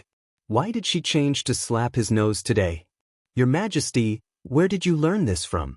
P.S. Recommending a friend's new book, Little Cultivation Streamer, in an era when the spiritual energy of heaven and earth was scarce. Cultivators had already gone into hiding. On a certain live streaming platform, a masked male streamer appeared. He would lead the netizens to unveil the mysterious veil of the cultivation world step by step. Thank you to Kunlun Mountain for the rocket. Thank you to Kong Tong Sect for the plane. Let's go 666 again. I'm going to perform my physical body to withstand the lightning tribulation.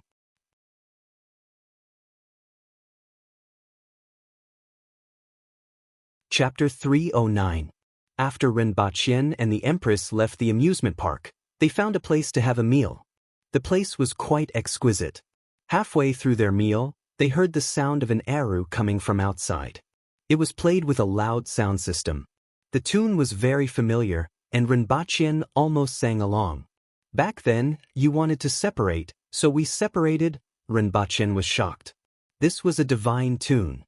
He turned around and saw a man dragging a small cart with a sound system. He was holding an eru in his hand and was playing it at the entrance of the restaurant. Rinpoche's musical heart was immediately ignited. He recalled his eru that had been miserably suppressed. It was a sunny afternoon. Rinpoche followed the owner of the restaurant out to deal with that man and threw 100 yuan to him. "Lend me a tune." "Unplug the sound system, it's too noisy." Then he took that man's eru and sat at the side to tune it. Previously, when that man was playing the eru at the entrance of the restaurant with a sound system, everyone knew what was going on and felt disgusted. However, at this time, they saw that it was a clean and handsome young man tuning there. Many people also saw that he had given that person 100 yuan, so they immediately became interested. After all, in this city, there weren't many street performances like this. The Empress sat by the window and watched Rinpoche holding the thing from last time. She was a little curious. After all, that man wasn't playing that badly. She wondered what Rinpoche was going to do this time. After Rinpoche was done tuning, he began to play the eru with an intoxicated look on his face. The tune of Psychopath Song flowed out along with the horizontal movements of his hands. The tune was very cheerful. Even though the passers-by couldn't tell what tune it was, it sounded pretty good. Many people stopped to watch. 10 seconds later, the tune started to sound a little weird, and then the style changed. A few short noises came out of his hands, like an old hen or an owl laughing at you. The crowd, who originally thought it was pretty good, was caught off guard by this sudden change in style. They were dumbfounded. What was going on? Then, they saw Rinpoche's hands fluttering left and right. The crowd seemed to see an old hen flapping its wings and laughing at them non-stop. It was the kind of laughter that ridiculed them. Everyone felt that they were being ridiculed. They were being ridiculed by an eru spirit, who said that humans couldn't become spirits after the founding of the People's Republic. "Stand up and I promise I won't kill you." Everyone could hear the mockery in that voice. Those who stopped to listen to him play the eru were definitely not anxious people, nor were they in a bad mood. But when Su, who was originally in a good mood, heard this, his mood instantly turned sour. More than half of them raised their middle fingers and left. The Empress covered her forehead with her hand, and the veins on her forehead were bulging. She made up her mind to never let him touch this thing again. The other guests were also speechless. When Rinpoche was finally done, the boss immediately whispered, "Brother, tell me if you're not satisfied with the food. There's no need to do this." Rinpoche's face turned black. "Is it that unpleasant?" He felt pretty good about himself. She was already half as good as Husseiner on Bilibili. "Forget it, you can have it." Rinpoche passed the eru to the person from before. That person received the eru with a dumbfounded look on his face. He felt that he was pretty awesome. No matter who he played that piece of music in front of their house, they would gladly pay for it. He didn't expect that there would always be someone stronger than him. He respectfully handed the 100 yuan to Rinpoche with both hands and said, "Brother, I can't accept this money. Although I'm in this line of work, I know my limits. Brother, please tell me the name of that piece of music and where I can find the score." Rinpoche gave him a thumbs up. He was indeed knowledgeable. He whispered the name into that person's ear, then turned around and entered the restaurant with a carefree look on his face. With a wave of his sleeves, he didn't take away a single cloud. He left behind a bunch of complicated and incomprehensible gazes. The kind that wanted to use a brick to slap him. "Your Majesty, I'll go buy another eru later," Rinpoche said as he sat down. He felt that his pursuit of music shouldn't stop just like that. Everyone had to have dreams. "Music is my dream." "No way." The Empress immediately smashed a piece of the table with her palm. The boss saw this scene as soon as he came in and felt like crying. Were these two people here to cause trouble? "If you touch that thing again." The Empress hesitated for a while and gritted her teeth. I'll tie you up in the plaza to accompany the one who buried you last time. Rinpoche felt that his dream had died prematurely. As soon as he left the restaurant, Rinpoche received a call from his mother. Rinpoche's face was beaming. After chatting with his mother for a while, she whispered, "Something happened to your brother. Can you find someone to help him?" "What's wrong? What happened?" Rinpoche frowned. "It's like this. Wan Yen got into a fight with someone. Nothing serious happened to both parties, but the other party is unwilling to let him go and refuses to come out of the hospital. We are paying for the medical fees, so it doesn't matter. However, they went to the school and are now punishing Wan Yen. Why would the school punish Wan Yen for a fight between two people?" Rinpoche was puzzled. The other party said some nasty words, and Wan Yen made the first move. After the fight, Wan Yen's nose was broken and his face was swollen, but he didn't take it seriously. However, that kid was smart and went straight to the hospital and refused to come out. The doctor said that he was fine, but he kept saying that he was in pain. I saw that his family was quite picky and thought that he should just stay in the hospital. Our family doesn't lack this bit of money anyway. Then, the other party's family asked for 100,000 yuan to settle the matter privately. Given your father's character, how could he agree? Wan Yen is not to be blamed. Then, the other party went to the school. After all, Wan Yen was the one who made the first move, and now the school wants to punish him. I thought that since you have a job now, you should know some people and see if there are any solutions. I got it. Don't worry, it's fine. Rinpoche comforted her. Don't worry about this matter. I will find someone to handle it. There will definitely be no problem. I will give Wan Yen a call first. Rinpoche hung up the phone and immediately called Rinpoche. Brother. Rinpoche's voice sounded normal. What's going on? Rinpoche asked. Some parts of what his mother said just now were unclear, and it was Rinpoche who explained it clearly. It's nothing. I just got into a fight with someone, but his mouth is cheap. Rinpoche was a little indignant. What did he say? Rinpoche asked curiously. That time, didn't you post a photo on your WeChat moments with a picture of sister-in-law? My roommate saw it. That day, I told others that sister-in-law is very beautiful, but they didn't believe me. So I showed it to them. In the end, that idiot's mouth was cheap and unpleasant, so I got into a fight with him. What did he say? Rinpoche's face was calm, but this time, his voice was much deeper. He said, "Brother, that you are a taker. If sister-in-law doesn't look for a taker, she won't be able to live in an ordinary family." I scolded him a little, and he said that she is your sister-in-law now, but she might be someone else's wife in the future. Then I got into a fight with him. Why did you get into a fight over such a trivial matter? Tell me about this next time. Alright, I got it. You don't have to worry about the school and that family. Send me the name of the hospital that guy is in. I will find someone to arrange it for you. Rinpoche hung up the phone after he finished speaking. As for why the school didn't punish that guy but Rinpoche, he didn't want to ask. What's a taker? The Empress turned and asked. Nothing. Rinpoche shook his head. I have to go to Quan City tonight.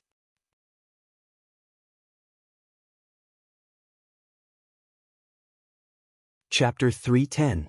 Wan Yen studied at Lu Province University, which was located in Quan City. It was a quick flight from Shanqing and he arrived that night. He didn't greet anyone and immediately slept in the hotel. Early the next morning, Rinpoche went to the bank to withdraw 700,000 yuan and put it into 2 Adidas sports bags that he bought by the roadside. When he withdrew the money, everyone was dumbfounded when they saw the 2 bags. He went to the hospital and found the ward according to the address. He heard the person inside saying, "Let's see if they want money or punishment." "Don't worry, this matter isn't over. They even beat people up? Don't you have any respect for the laws?" Rinpoche pushed the door open and went in without saying a word. He saw a young man lying on the bed with a face full of pimples. There was a man and 2 women sitting beside him. One of the men and one of the women was older, about 50 years old. The other woman was about 30 years old and was well-dressed. The voice he heard just now was younger and should belong to this woman. These people all looked similar and seemed to be from the same family. Are you his family? Ren Baqian closed the door after the empress came in. They were puzzled when they saw a man and a woman come in. The man looked ordinary, but the woman was really beautiful. Although she looked cold, she was more beautiful than the celebrities on TV. You are? The woman in her 30s asked. It's them. That's Ren Wanyan's brother. I saw him on his phone. The young man on the bed, Lu Man, immediately shouted. However, he didn't recognize Ren Baqian, but the empress. Upon hearing this, their expressions turned ugly. The woman in her 30s raised her eyebrows. Your brother beat up my brother like this. I won't let this matter rest until you give me an explanation. It seems like you are his family? Ren Baqian nodded. I'm his father. What do you want? The man in his 50s immediately stood up and said in a gruff voice. That's easy. Don't you want compensation? Here. Ren Baqian threw the 2 bags on the ground. Who are you trying to scare? Let me tell you, this isn't a matter of money. How did your family educate you? How can you beat people up so casually? Now that you're beating up your classmates in school, are you going to kill people in the future? Lu Man's sister rolled her eyes around the 2 bags and immediately shouted. Previously, they had only asked for 100,000 yuan. How much could these 2 bags contain? It could hold at least 8 million. Therefore, it was definitely not money. Ren Baqian squatted down and pulled open the zipper, revealing stacks of cash inside. It doesn't matter whether it's about money or not. Here was 700,000. This was the amount of compensation for a normal death. I don't like the way he talks. This 700,000 yuan was used to buy his tongue. Come to think of it, you guys have profited, Ren Baqian said faintly. As soon as he said that, the few of them were immediately pissed off. Lu Man's sister stood up and scolded, What do you mean? Who are you trying to scare? Do you think I won't call the police? From top to bottom, your whole family is nothing.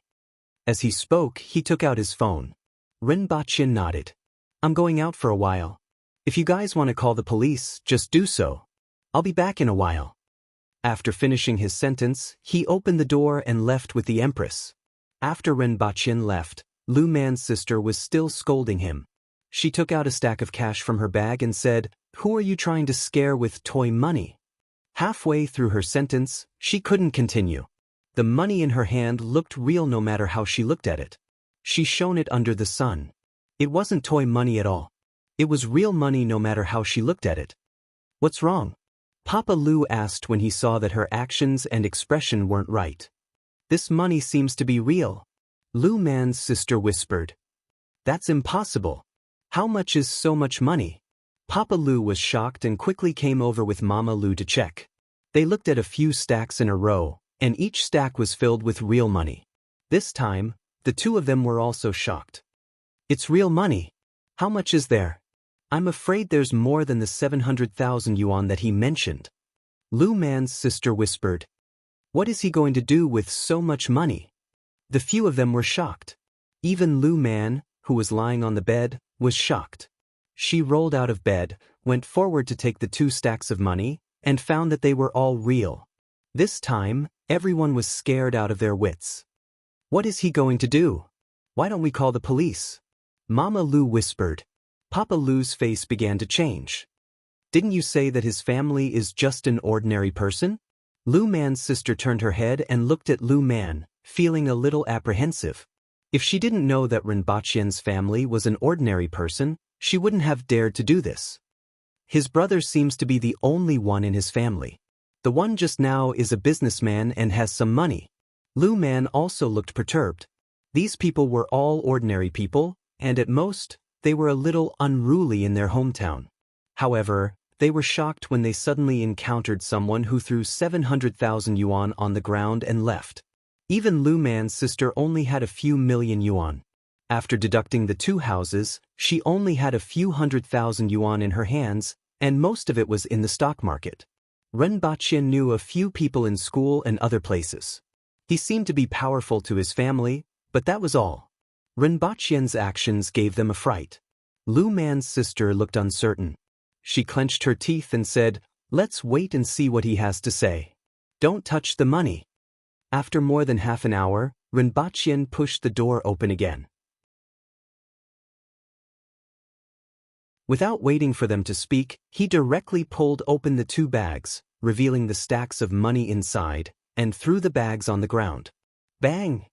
Two consecutive sounds made their hearts skip a beat. This is still 700,000 yuan. I don't really like what you said. I will give you 700,000 yuan and you will give me your tongue. You won't lose out. Rinpoche pointed at Lu Man's sister. Lu Man's sister immediately exploded. So what if you have some money? I will call the police now and see what you have to say when the police arrive. Who are you trying to scare with more than 1,000,000 yuan? Look, I'm a fair person. Usually, the compensation for a death is only 700,000 yuan. I will take the compensation for 2 deaths and only want 2 tongues. Think about it yourself. Do you want to do it yourself or let me do it? If I do it, it might hurt a little and the wound won't look so good. I will give you a day to think about it. I will come back tomorrow. Rinpoche's face was calm, and his tone was very gentle. You can take the money. It will be yours sooner or later. Don't go, I will call the police now. Lu Man's sister immediately dialed the police number. Whatever. Do you think the police will arrest me when they arrive? Rinpoche's expression finally changed, and he looked a little amused. Do you think you can do whatever you want just because you have some money? This is a society ruled by law. Lu Man's father, who was a wicked and troublesome person in everyone's eyes, was so flustered that he even brought the police into the picture. As for Lu Man and Mama Lu, they had long been frightened, and their faces were deathly pale. One had to know that someone who could throw away more than 1,000,000 yuan and threaten to buy tongues without batting an eyelid was definitely not an ordinary person. Even if the police arrested him in the end, they would still suffer a loss. Moreover, Rinpoche's calm appearance was even more frightening. They had a feeling that they were in big trouble this time. Lu Man was extremely regretful. If she had known this would happen, she wouldn't have caused so much trouble. Why did she have to be so shameless in the first place? Even if they had a fight, why did she cause so much trouble? At the same time, she felt a little resentful toward her father and sister. If they hadn't kept saying that this matter wasn't over, she wouldn't have done it. Rinpoche revealed a kind and slightly bashful smile. Someone asked me the same thing the last time. Look, I'm still standing here, which means that I can really do whatever I want.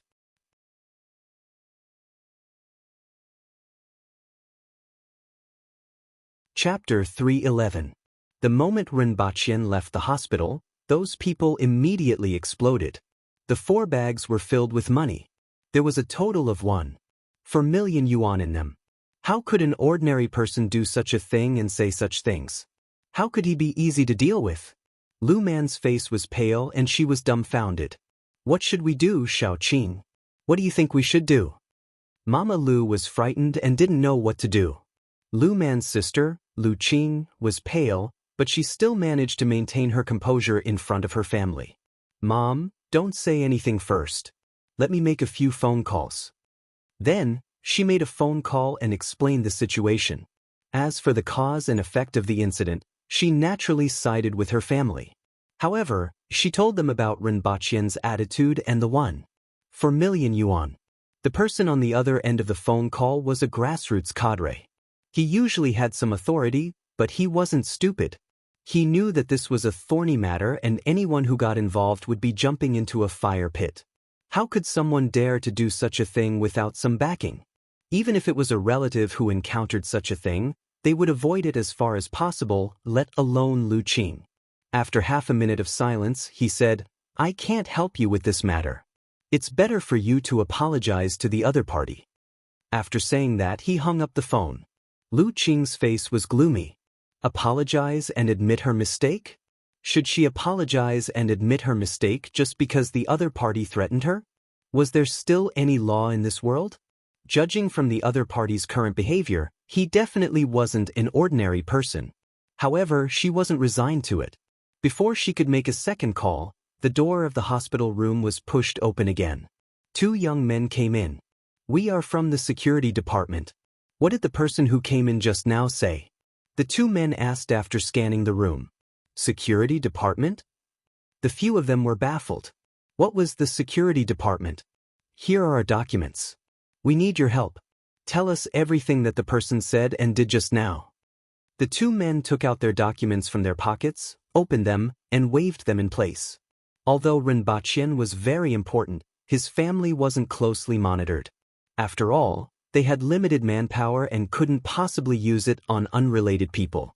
They only collected information on them from time to time. This time, before they could react, Rinpoche had already killed his way to Quan City. Only then did they realize that something had happened. After understanding part of the situation through some channels and knowing that Rinpoche had just withdrawn for million yuan, they felt that something big was going to happen. As such, they directly went to the hospital to look for the person involved. Rinpoche had just left when the two of them came in. Let me see. Lu Qing took a few steps forward and took the ID. When she saw that it was actually a square head, she was immediately shocked. Then his eyes lit up. Could it be that this person had committed some crime and was being targeted by the National Department? That person's behavior was not surprising at all. It was as if he had met his savior. You guys came at the right time. That person threatened us just now. He scared me to death. I thought there was no longer any law in this world. What did he say? The two men frowned slightly. They had a rough understanding of the situation. Some of them blamed the Lu family for being meddlesome. If it wasn't for them, how could they have caused such trouble? He now had a certain understanding of the two's personalities. No matter how his personality became like this, one thing was for sure, he was extremely troublesome. Lu Qing poured out Rinpoche's words like beans pouring out of a bamboo tube.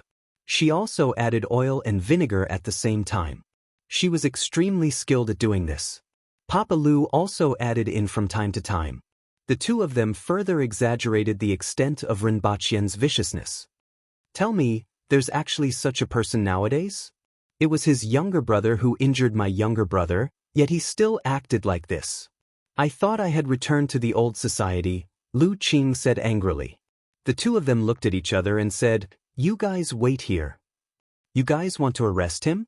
Lu Qing asked with her eyes wide open. At the same time, she wondered if they would take away the 4 million yuan on the ground if that person was arrested. Don't do anything else. Wait for news. The two of them instructed, turned around, and left the ward to make a call to their superiors. When Qinsher heard this news, he felt a headache coming on. That person dared to shoot at him. Was he easy to talk to? It wasn't easy to get that person to behave for a few months. Furthermore, both parties were in the honeymoon stage of their cooperation, and now this incident happened. Look for them and try to mediate. The first priority is not to disturb the social order. Chief, it's not easy. The two young men immediately revealed a troubled look. They had seen all kinds of information about those two people and were very clear about what kind of people they were. It would be weird if they were easy to talk to. Even if it's not easy, we still have to do it. This is a society governed by law. We can't let them do whatever they want, Qinsher said in a deep voice. He then added, We can settle the matter with the school. As for the Lu family, if we can't get them to apologize, we are the ones who caused this incident. If they didn't have evil intentions, this incident wouldn't have happened. Their actions can also be considered extortion and blackmail. So troublesome.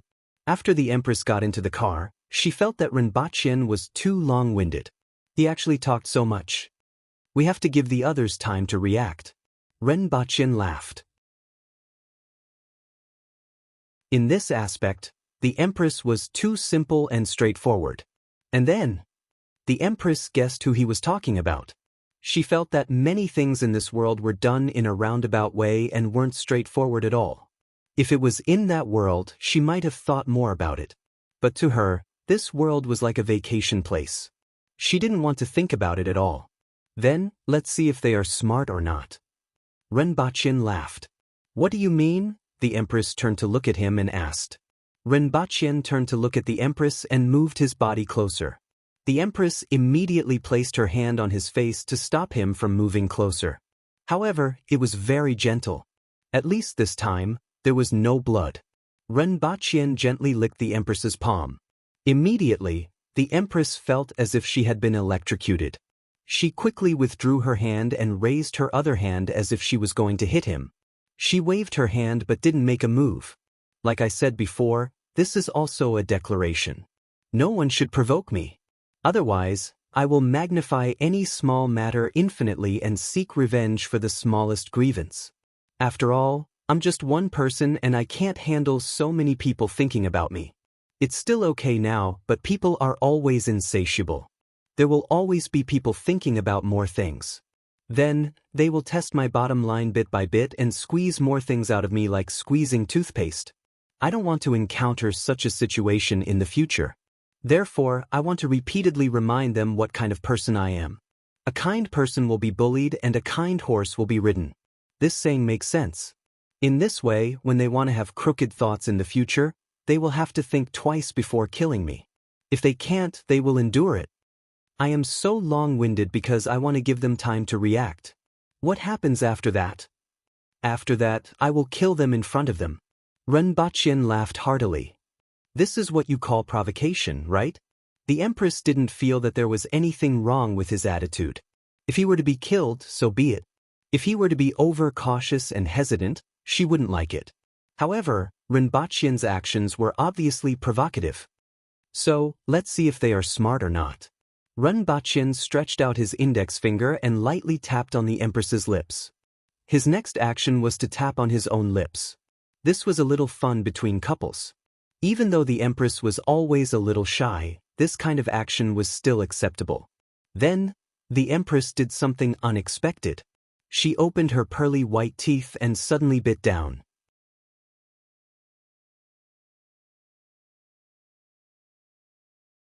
Chapter 312. Renbaqian and the Empress left the hospital and went straight to Furong Street. This street was located in the center of Quanqing and was famous for its snacks. Both of them felt very excited when they arrived at this place. For the rest of the journey, both of them had a clear division of labor. Renbaqian was in charge of buying while the Empress was in charge of eating. Basically, as long as there were slightly more people in front of the store, both of them would go one round. Teppanyaki super large squid, transparent shrimp dumplings, octopus meatballs, transparent shrimp dumplings, grilled cheese, smoke ice cream, fried pork tripe, rujiamo, pineapple rice. The two of them didn't care about the surrounding scenery at all. All their thoughts were on eating. Renbaqian couldn't help but be envious of the Empress's appetite. The entire street was filled with food. Both of them had eaten more than 2,000 snacks that ranged from a few dollars to more than $10. Of these snacks, 99% were eliminated by the Empress. Humans were far from achieving this level of strength. It was unknown how many foodies wished to eat all over the street, but unfortunately, no one could achieve it.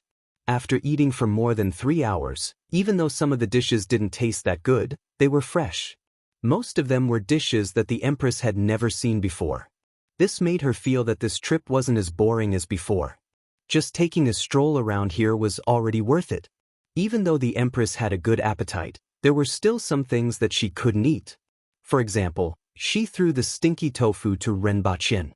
Since then, she consciously kept a 1-meter distance from him. She always felt that he had a stinky smell, which made Renbaqian feel aggrieved. Stinky tofu tastes delicious, okay? The two of them wandered around outside as if they had nothing to do, while the others could only watch from afar. After all, there was an incident where Renbaqian opened fire after being disturbed. Chen sure had a deep impression of it. If he had a choice, he wouldn't want to disturb the two of them while they were shopping. Chen sure had long sensed that these two people were just docile donkeys. As long as he did not provoke them, nothing would happen. He would just live like an ordinary person, shopping, watching television at home, going out to eat.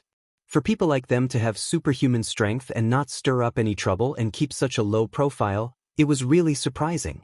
He had a good impression of the two of them. Sometimes, when I think about it, maybe this is how a cultivator should be. After all, the difference in their levels was too great, and their pursuits were different as well. Therefore, they did not care much about the money and status that everyone in the world pursued. However, if someone provoked them, then they would be in big trouble. The two of them would definitely not be lenient. Just like this incident, it seemed like a small matter to many people. As long as Renbachien gave a call, someone would immediately handle it.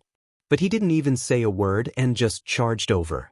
This was too much for them to handle. Chen Shi also made up his mind to spend more effort on Papa Ren, Mama Ren, and Ren Wanyan. At the same time, he had another idea. He would recruit Ren Wanyan into a certain department, which would definitely be of great use in the future. It seemed like Renbachien still cared about his family. Even though he didn't go home often, he made a lot of phone calls. He was no different from an ordinary person who drifted outside. Renbachien and the Empress ate all over the street and finally returned to the hotel. The hotel had a suite with 2 bedrooms and a big living room. After the Empress came back, she didn't even change her clothes. In a flash, she landed on the sofa and naturally turned on the television. Renbachien felt that the Empress's daily routine was to eat, watch television, eat, sleep, eat, watch television, an endless cycle. Every time he thought of this problem, he felt that he had committed a grave sin. Just as he threw off his shoes and sat on the sofa, he heard a knock on the door. Coming! Renbachien thought to himself. He dragged his slippers over to open the door and saw a man standing outside. He was about 35 to 40 years old. His looks were ordinary, but he looked very calm. Hello, Mr. Ren. My name is Wang Zijuan. I have something to discuss with you. Can we talk inside? Wang Zijuan nodded slightly and revealed a friendly smile. However, he didn't shake hands with him. Come in. Renbachien opened the door. He threw off his slippers and sat cross-legged on the sofa. He pointed to the side and said, Make yourself at home.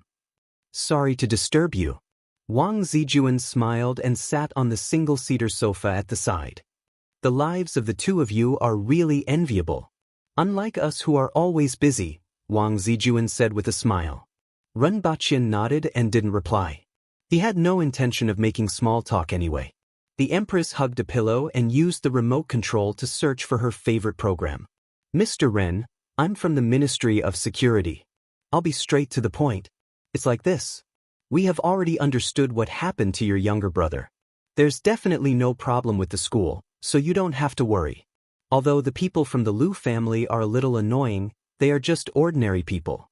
Compared to you, they are like heaven and earth. You don't have to worry about them. Why don't you let us handle them? They will learn a lesson from this incident. Renbachien heard this and knew that this was a typical case of turning a big problem into a small one and then turning a small one into nothing. This was the end of the matter. However, how could Renbachien let this matter end like this? He smiled faintly and said, Although mosquitoes are small, they still have to be swatted to death. Wang Zijuan heard this and realized that it was just as he had expected. After hearing the whole story, he had already guessed that this would happen. Why don't we let them apologize to you? After all, you said that you would abide by the law after coming back. There's no need to go against your words for these ordinary people. It's not worth it for a person like you to waste your energy on these people, Wang Zijuan immediately said. Renbachien shook his head and said, At that time, I said that if no one provoked me, I would definitely abide by the law. Moreover, I was already very restrained. Otherwise, I would have swatted them to death today. Isn't that simple and direct? Why do you have to say so much nonsense? He changed the topic and said, Actually, rather than trying to persuade me, why don't you persuade those people? It's just a tongue. What's there to be reluctant about? They won't die anyway. Keeping that thing around will be a disaster for some people. Who knows when they might die from it? Wang Zijuan smiled bitterly and said, You must be joking, Mr. Ren. We are currently cooperating with each other, and both of us are very satisfied with our cooperation. The higher-ups also hope that we can continue to cooperate in a friendly manner and don't want this matter to affect both of us. That's none of my business. You see, I don't lack money, nor do I lack anything else.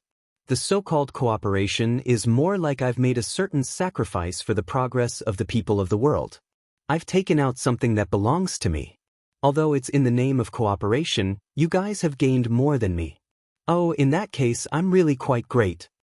Renbachien thought about it and felt that he was indeed very great. Look, I'm such a noble person, a pure person, a moral person, a person who is broken away from vulgar interests, and a person who is beneficial to the people. Ren Baqien was all smiles. He suddenly realized that he was actually so great, and he felt a little excited. Wang Zijuan was speechless. He really didn't know how to respond to Ren Baqian's words. Sure enough, it was as difficult to deal with as described in the information. Mr. Ren, let's talk about it. How do you think we can resolve this matter? Wang Zijuan asked bluntly. I want those 2 tongues. I'm a man of my word. If I say I want 2, I definitely don't want 3. If I say I want to kill their entire family, I won't leave a single one alive. Of course, this time, I'm just giving them a small punishment to tell them that they can't be too ruthless. The heavens are watching what we do. Of course, if you are willing to put them in cement cans and throw them into the river, that's fine with me. Whether it's from a legal or moral point of view, what Mr. Ren is doing is illegal and too ruthless. Our duty is to protect the people. It's impossible for us to watch Mr. Ren do such a thing. Wang Zijuan felt a headache coming on. Did I really go too far? Ren Baqien turned to look at the Empress with a puzzled look. If it were me, I would have smacked them to death. If anyone has any objections, I will smack them to death too. The Empress finally shifted her gaze away from the television with a look of disgust. You see, I'm too soft-hearted. Ren Baqien turned his head and spread out his hands. Mr. Ren. Wang Zijuan was interrupted by Ren Baqien before he could finish his sentence. I've already said what I wanted to say. There's no need to say anything else. You can try to stop us, but I suggest that you persuade them. Goodbye, remember to close the door. Ren Baqien waved his hand. Seeing that there was no way to negotiate, Wang Zijuan left the room with a gloomy face. After he left, Ren Baqien smiled. He was very satisfied with his previous attitude. His attitude was very amiable and had already expressed his goodwill.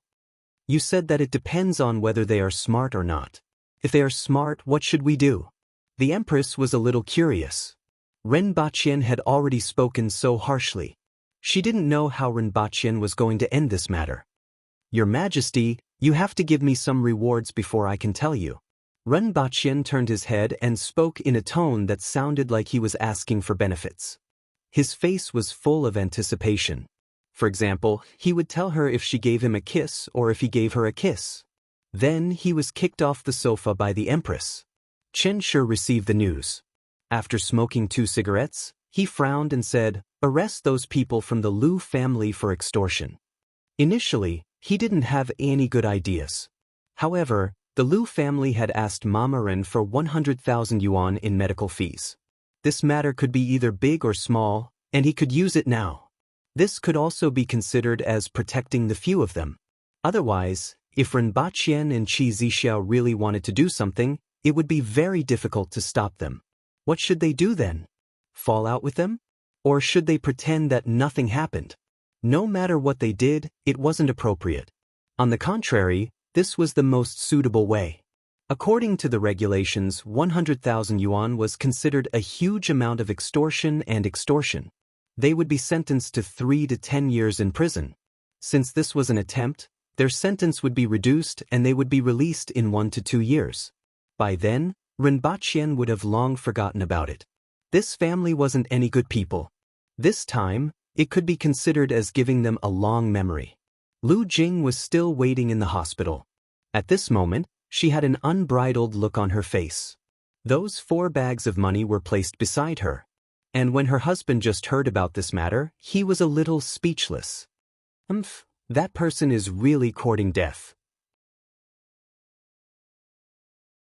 Judging from his behavior, I don't know how many crimes he has committed. He should have been arrested a long time ago. It would be best if he was executed immediately, Lu Jing sneered. There was nothing more satisfying than someone threatening you right in front of you, only to be arrested and thrown into prison the next moment. Are they going to take the money away? Papa Lu asked. At this moment, he was starting to have some ideas. Even if they could get tens of thousands of yuan in medical fees, it would still be good. It's okay. After such a big incident, I don't believe that the family won't fork out the money. When that happens, it won't just be a matter of 100,000 yuan. They also deserved it. Wouldn't it be over if they settled it earlier? They insisted that I go to the school. Now, the younger one is being punished by the school, and the older one is also going to jail. Lu Jing felt that she had already won, and that the Ren family was going to be in big trouble. Be careful in the future.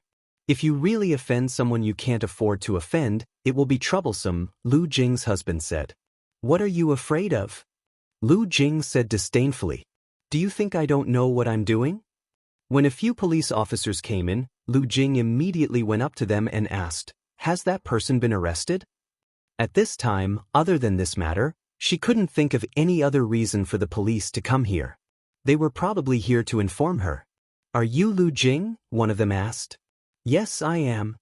Lu Jing said with a relaxed expression. You are suspected of extortion and blackmail. Come with us. This is a detention warrant. The police did not say anything else and directly handcuffed her. The sudden change of events stunned everyone in the room. How did it become Lu Jing's arrest? Is there a mistake? Lu Jing's eyes widened as she asked in a shrill voice. Lu Man, Lu Mingjing, take them away too.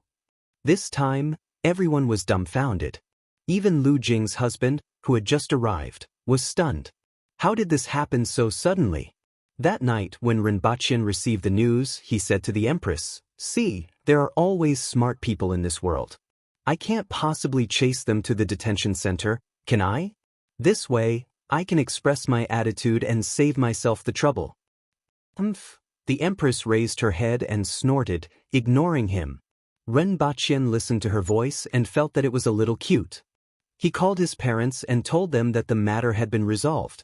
Then they chatted for a while. Then he lay on the sofa and watched the Empress's swaying figure walk into the room. He was in a daze for a while and then sighed. Now, his relationship with the Empress was pretty good. He was getting more and more familiar with the Empress's character. In some aspects, the Empress was also becoming more and more like a girl. However, the difference in strength was too big. Even if they were married now, Rinpochen felt that he would be unlucky on the day of their wedding night. He still had to work hard. After the Empress closed the door, Rinpochen thought for a while and lay back on the bed to practice the visualization of wood. Once again, he appeared in the world where there was only a towering tree. The Empress heard the noise outside. She sat on the bed with a slight smile on her face. She rolled a few times on the bed, hugged a pillow, and pondered for a while before falling asleep. The night passed. Early the next morning, the two of them set off for Shurching and conveniently displayed a wave of public display of affection on the plain. Chen Shi heaved a sigh of relief when he heard this news. Sure enough, it was as he had expected. The matter was resolved just like that.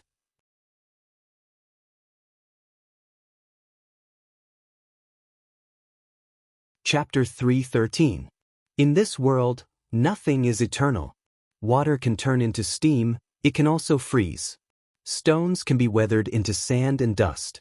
Metals can also be turned into liquid under high temperatures. Under changing conditions, nothing is eternal, Rinpochen said to everyone on the stage. Everyone listened to him obediently.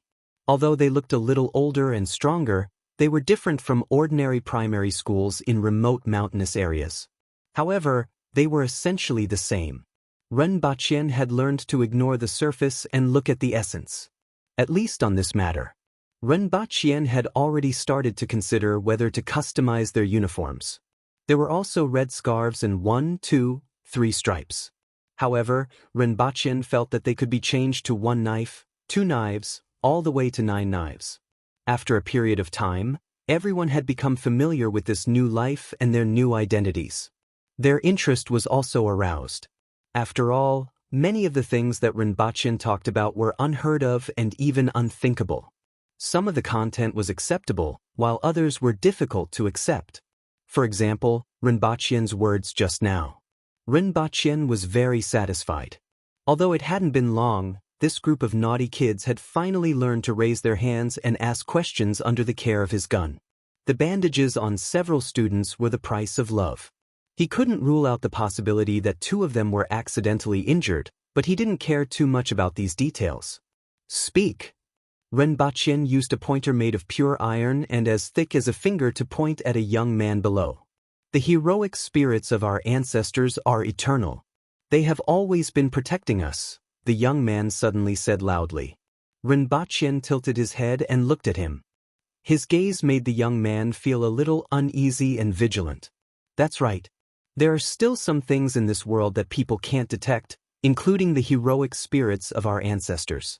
Therefore, what I'm teaching now is the basic structure of the world. The things that have been discovered, and the things that are currently unknown will be handed over to you. Science is about standing on the shoulders of the predecessors and constantly discovering the unknown, not denying the unknown. I hope you all remember this. Renbachien smiled very calmly. He didn't deny the existence of those heroic spirits, just like how Earth couldn't deny the existence of ghosts. These were all unknown things that hadn't been discovered yet, but it didn't mean that they didn't exist. Just like how he had not found the reason for his transmigration, it did not mean that it did not exist. It only meant that he had not discovered it yet. Renbachien's calm smile made many of the students heave a sigh of relief. They were also somewhat elated. This was a rare affirmation from Renbachien. Tong Lan supported her chin with one hand and grinned. In her heart, she was laughing at the bunch of idiots around her. The world is made up of molecules, atoms, and ions. This is the foundation of the world. These invisible molecules, compounds, and ions make up all the matter in this world. Teacher, since we can't see it, how do we know if what you said is true? Someone immediately raised his hand and asked. You can't see the molecules with an optical microscope. You need an electron microscope. If the conditions are right in the future, I will make a set for you. In addition, there are many other ways to verify it. I will explain them to you in the future, Renbachien said faintly. Immediately, someone asked what an optical microscope and an electron microscope were. Renbachien gave simple answers to these questions. Usually, the physics class went well, and Renbachien was in a good mood. Therefore, the physics class was held in the first period. Today, we will do an experiment on the transformation of the structure of water. First, under normal atmospheric pressure, water will reach its boiling point at 100 degrees Celsius and turn from water into water vapor. Renbachien spoke with fervor and assurance as he placed a small pot, an alcohol stove, and a thermometer on the desk. Come, let's take a look. The thermometer has reached 80 degrees Celsius, and 100 degrees Celsius is the boiling point of water. As Renbachien spoke, everyone craned their necks to take a look. Although everyone knew that water would turn into water vapor after boiling, this was the first time such a formal experiment was conducted. Many people were very interested. Then, everyone watched as the temperature of the water exceeded 100,101,102,103. 110 degrees. Alright, it has now been proven that under normal atmospheric pressure, water will boil at 110 degrees Celsius and turn into gas. At this pressure, the temperature of the water will also be maintained at 110 degrees Celsius. Renbachien extinguished the alcohol stove and threw it out of the window along with the pot. Teacher, you said 100 degrees Celsius just now. Tong Lan's eyes were bright and full of expression. The atmospheric pressure isn't constant. It varies from region to region. Usually, the higher the altitude, the lower the atmospheric pressure. Here, it's 110 degrees Celsius. You just have to remember that the higher the atmospheric pressure, the higher the boiling point, and the lower the atmospheric pressure, the lower the boiling point. This was the first time Renbachien realized that the atmospheric pressure in this world was actually different from that on Earth. This also reminded him once again that although he didn't feel much difference, this world was, after all, a different world. There were still many things that were different from that on Earth. In order to develop technology in this world, everything had to be verified little by little. Otherwise, he might get slapped in the face again. Next, he used saltpeter to turn water into ice in front of everyone. This surprised everyone and immediately reminded them of the shaved ice that was sold outside. This lesson talked about the two forms of water transformation.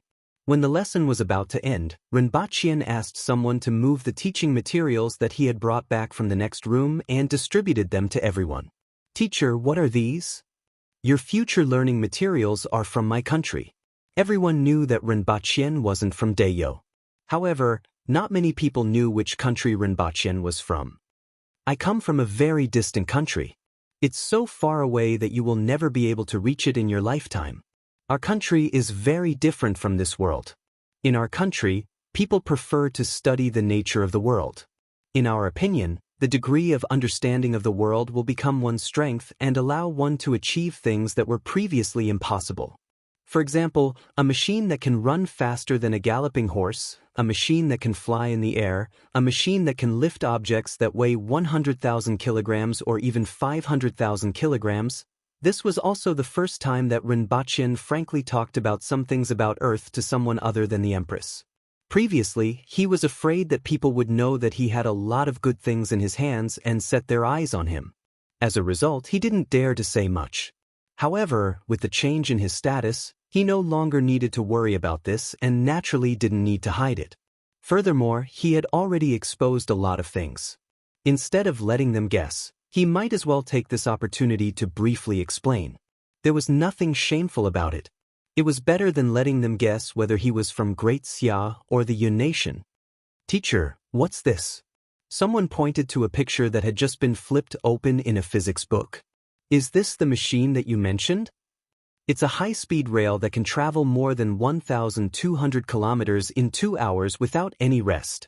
A place that would normally take a few days to reach on a galloping horse can be reached in just 2 to 4 hours. If Daeyo had this, it would only take 4 hours to reach Ping City from here. If anything happens, our army can reach Ping City in 4 hours." Rinpoche's words caused everyone to look surprised. One had to know that it would take half a month to travel from Lan City to Ping City by carriage and 3 to 4 days on a galloping horse. If there was a war, they would be able to provide support at any time with this thing. Furthermore, battle reports could be sent back at any time. This was too valuable. Most of the people present were the children of officials. Even if they weren't very talented or reckless, they could still think of this thing. If you want to build a high-speed rail, you need a lot of things. I can teach you, but it's up to you when it can be built. Rinpoche smiled. He liked to see the excitement and anticipation on the faces of these students as it gave him a sense of accomplishment. Following which, he told the students some other things. The students felt as if they were listening to a book from heaven, and all of them widened their eyes. Tong Lan and Shurgan didn't get distracted and listened attentively. However, this joyous atmosphere didn't last for long. During the second lesson, Rinpoche's roar was heard again. During the mathematics class, gunshots were heard.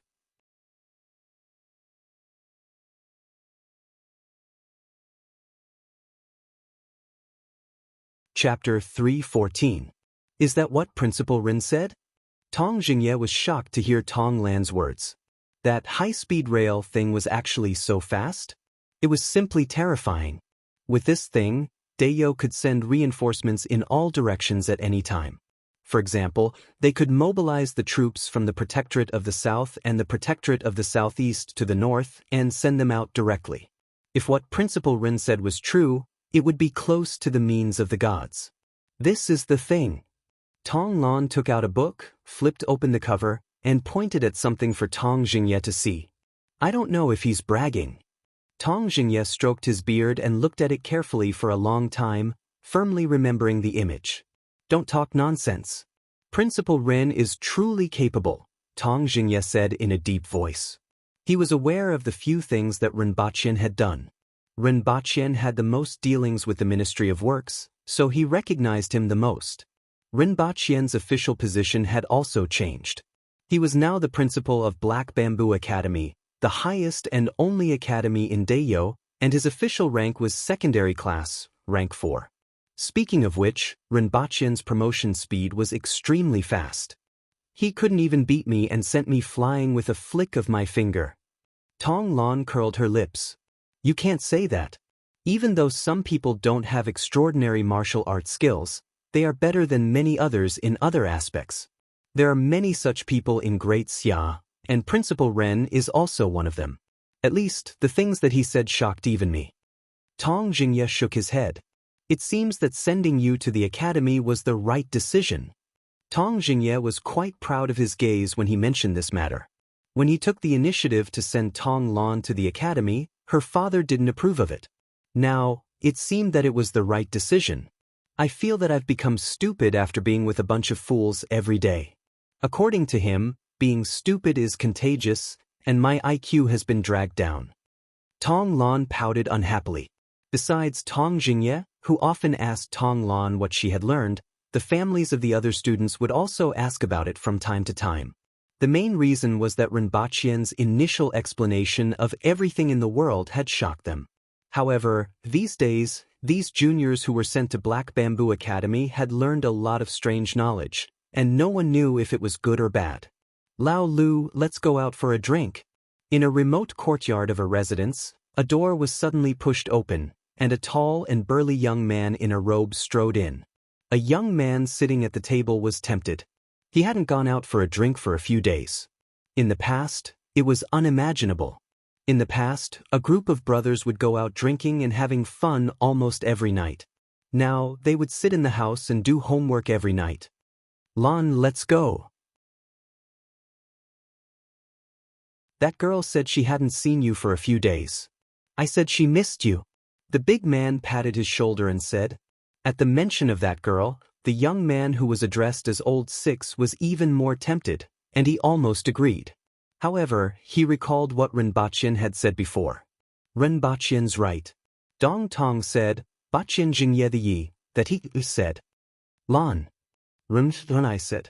I have Ren. Ren has yang people's Tian is as yang is E is yang is has yang, teacher is yang is. There are 2 more days until my rest day. I'll go out for a drink then. Yagüe was the nickname they gave Rinpochen. Yagüe was a monkey-like animal in the 60,000 mountains, but it was ferocious, fast, and strong. In their eyes, Rinpochen was similar to Yagüe. He looked thin and weak, but he was ferocious. Lao Lu, when did you become so timid? You are like a sissy from Great Xia. The burly man was surprised. Lao Lu used to be very bold, but he didn't expect him to become so timid after being sent to Black Bamboo Academy for half a month. He didn't even dare to drink, let alone do his homework. Get lost, don't disturb my homework. Lao Lu scolded and ignored him. He continued to work on his math problems with a bitter look on his face. 3 times 9 is 18, 7 times 7 is 56, the next day. Bang! A gunshot was heard from the Black Bamboo Academy. School doctor. Su Wei shouted loudly. Coming, coming. A bald, burly man, who was thinner and weaker than the aboriginals, came out of the room with a package. Bang! Before he could enter the classroom, another gunshot was heard. Rinpochen cursed, I'm going to kill all of you idiots. Treat his wound first. Use the black mud cream to treat it. I will shoot him for 5 minutes today.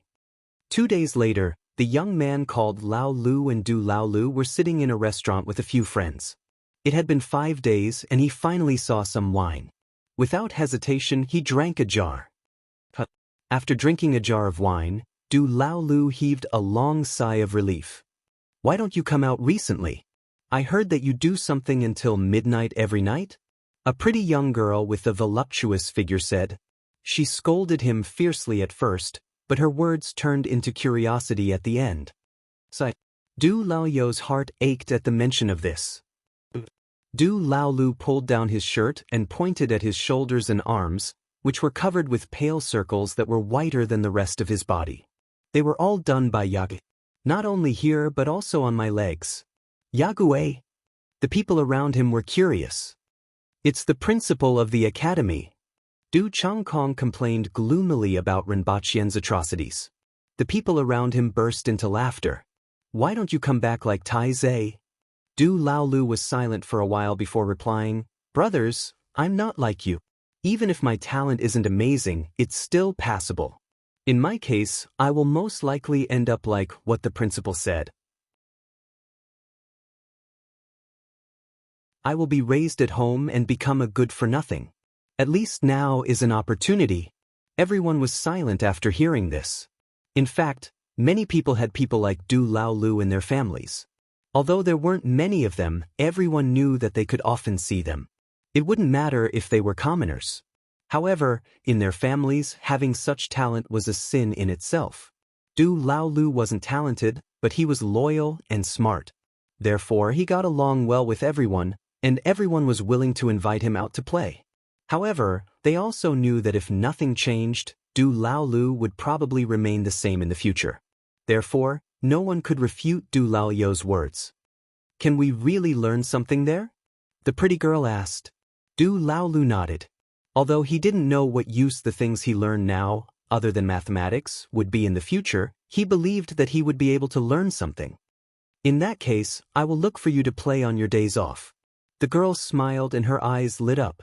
Du Laolu nodded and was very grateful for what she said. He swore to himself that he would definitely learn something so that he wouldn't become a good-for-nothing in the future and then marry her.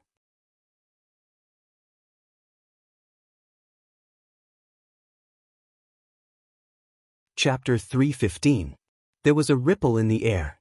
Renbachien appeared in Pingle Park, sitting on a mechanical monster that was made up of various metal parts and had a wheel on each side. That's right, Renbachien brought one back from Earth to show the students what a technological product was. Even though that bunch of idiots often made him furious, he was still very attentive. This was because he saw something in those students that he didn't have in the past. The desire to learn. The thirst for knowledge. Even though they were a little stupid and their minds were filled with muscles and sakama, at least they would do their homework every day. Renbachien was very satisfied with this point. The motorcycle was a cruising prince. It was a Benda origin beast that was launched in China last year and weighed more than 170 kilograms. The body of the motorcycle was compact and full of muscles.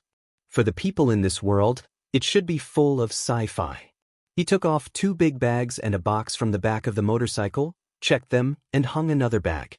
Besides the Empress's snacks, a thumb drive filled with television dramas, solar street lights, batteries, and solar panels. After putting everything down, Renbachien exerted force with both hands, shouted softly, and picked up the motorcycle to put it down in the courtyard. Then, he put on his sunglasses and stepped on the starting lever. When the motorcycle roared, he had no choice but to stop. A chubby fellow was hugging the motorcycle's tire and rubbing against it. "Get lost!" Renbachien shouted. Then, another panda eagerly came over and hugged his leg. What kind of monster is this? The guard outside heard the noise and wanted to come in to ask what was going on. Then, he saw the monster that Renbachien was sitting on. "Take these 2 fellows away." Renbachien waved his hand. After that guard carried the 2 pandas by their necks to the side, Renbachien stepped on the starting lever, turned the accelerator, and directly drove out of Pingle Park. What kind of monster is this? Just as he left the courtyard, he met a group of guards. The person in front almost pulled out his saber and slashed at him. He was a classic example of a person whose hands reacted faster than his brain. "Spare him, spare the motorcycle," Renbachien quickly shouted. He was almost scared to death by that reckless fellow. That person quickly withdrew his saber. "Can't you see that I'm up there?" Renbachien clenched his teeth. "Sir Ren." The 5 guards quickly cupped their hands. "When I heard the roar and saw this thing, I thought it was a monster. Sir Ren, please don't blame me." Renbachien gritted his teeth. This bunch of muscle heads. The few of them looked at Renbachien, who had ground 2 black gemstones into thin slices and hung them in front of his eyes.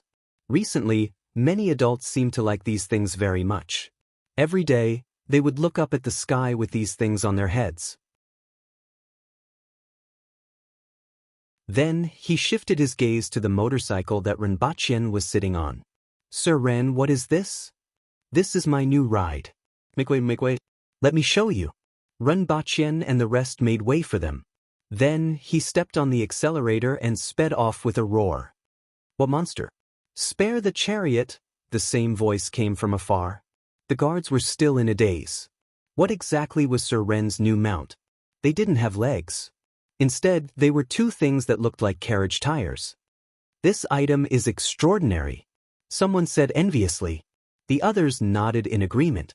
This mount was much more powerful than riding a horned cow. Along the way, Rinpoche was almost killed a few times. He was so angry that he cursed out loud. Fortunately, when he arrived at Yangshin Palace Hall, he carried the Empress's snacks in. The Empress was still watching television. Recently, she had been obsessed with it. In the past, when she had nothing to do, she would call for 2 musicians. Ever since she had a laptop, the few musicians in the palace were almost out of work. What was that sound just now? The Empress turned her head and asked. That sound was inexplicably familiar. A motorcycle. Rinpoche smiled and opened his bag. He took out 2 bottles of wine and placed them at the side. Then he took out the Empress's favorite ice cream and said, "It's still cold and hasn't melted." The Empress took the ice cream, wrinkled her nose slightly, and looked very satisfied. "Dang dang dang dang, and your favorite popcorn." Rinpoche took out 2 buckets of popcorn from his bag and instantly appeared in the Empress's hands. Following which, the Empress stuffed all kinds of chocolates and candies into the cracks of the sofa. In the past, he didn't pay much attention to these things. Now, Rinpoche finally knew where the Empress usually hid her snacks. He took out a few packets of potato chips, placed the empty bag at the side, and sat on the sofa. His fingers intertwined as if they were dancing on the sofa. The moment he touched the Empress's palm, he heard a slap. Rinpoche nonchalantly touched the back of his hand. He couldn't remember who once said, "Get used to being beaten and beaten." This sentence was very reasonable. You said that there might be salt in the mountains. The Empress suddenly thought of this problem after watching a television series for a while and seeing the dishes on the television series. Salt was still very important to Dayo. The price of salt in Dayo had always been limited by people. Let's wait for another month. First, teach them some basic knowledge, then bring them for an outing in the mountains. Rinpoche thought for a while and said, now that he had just gotten on the right track, he really didn't want to abandon this group of students and run into the mountains. It would be better to wait for another month until the beginning of March. At that time, he would be able to demonstrate a chemistry experiment to them.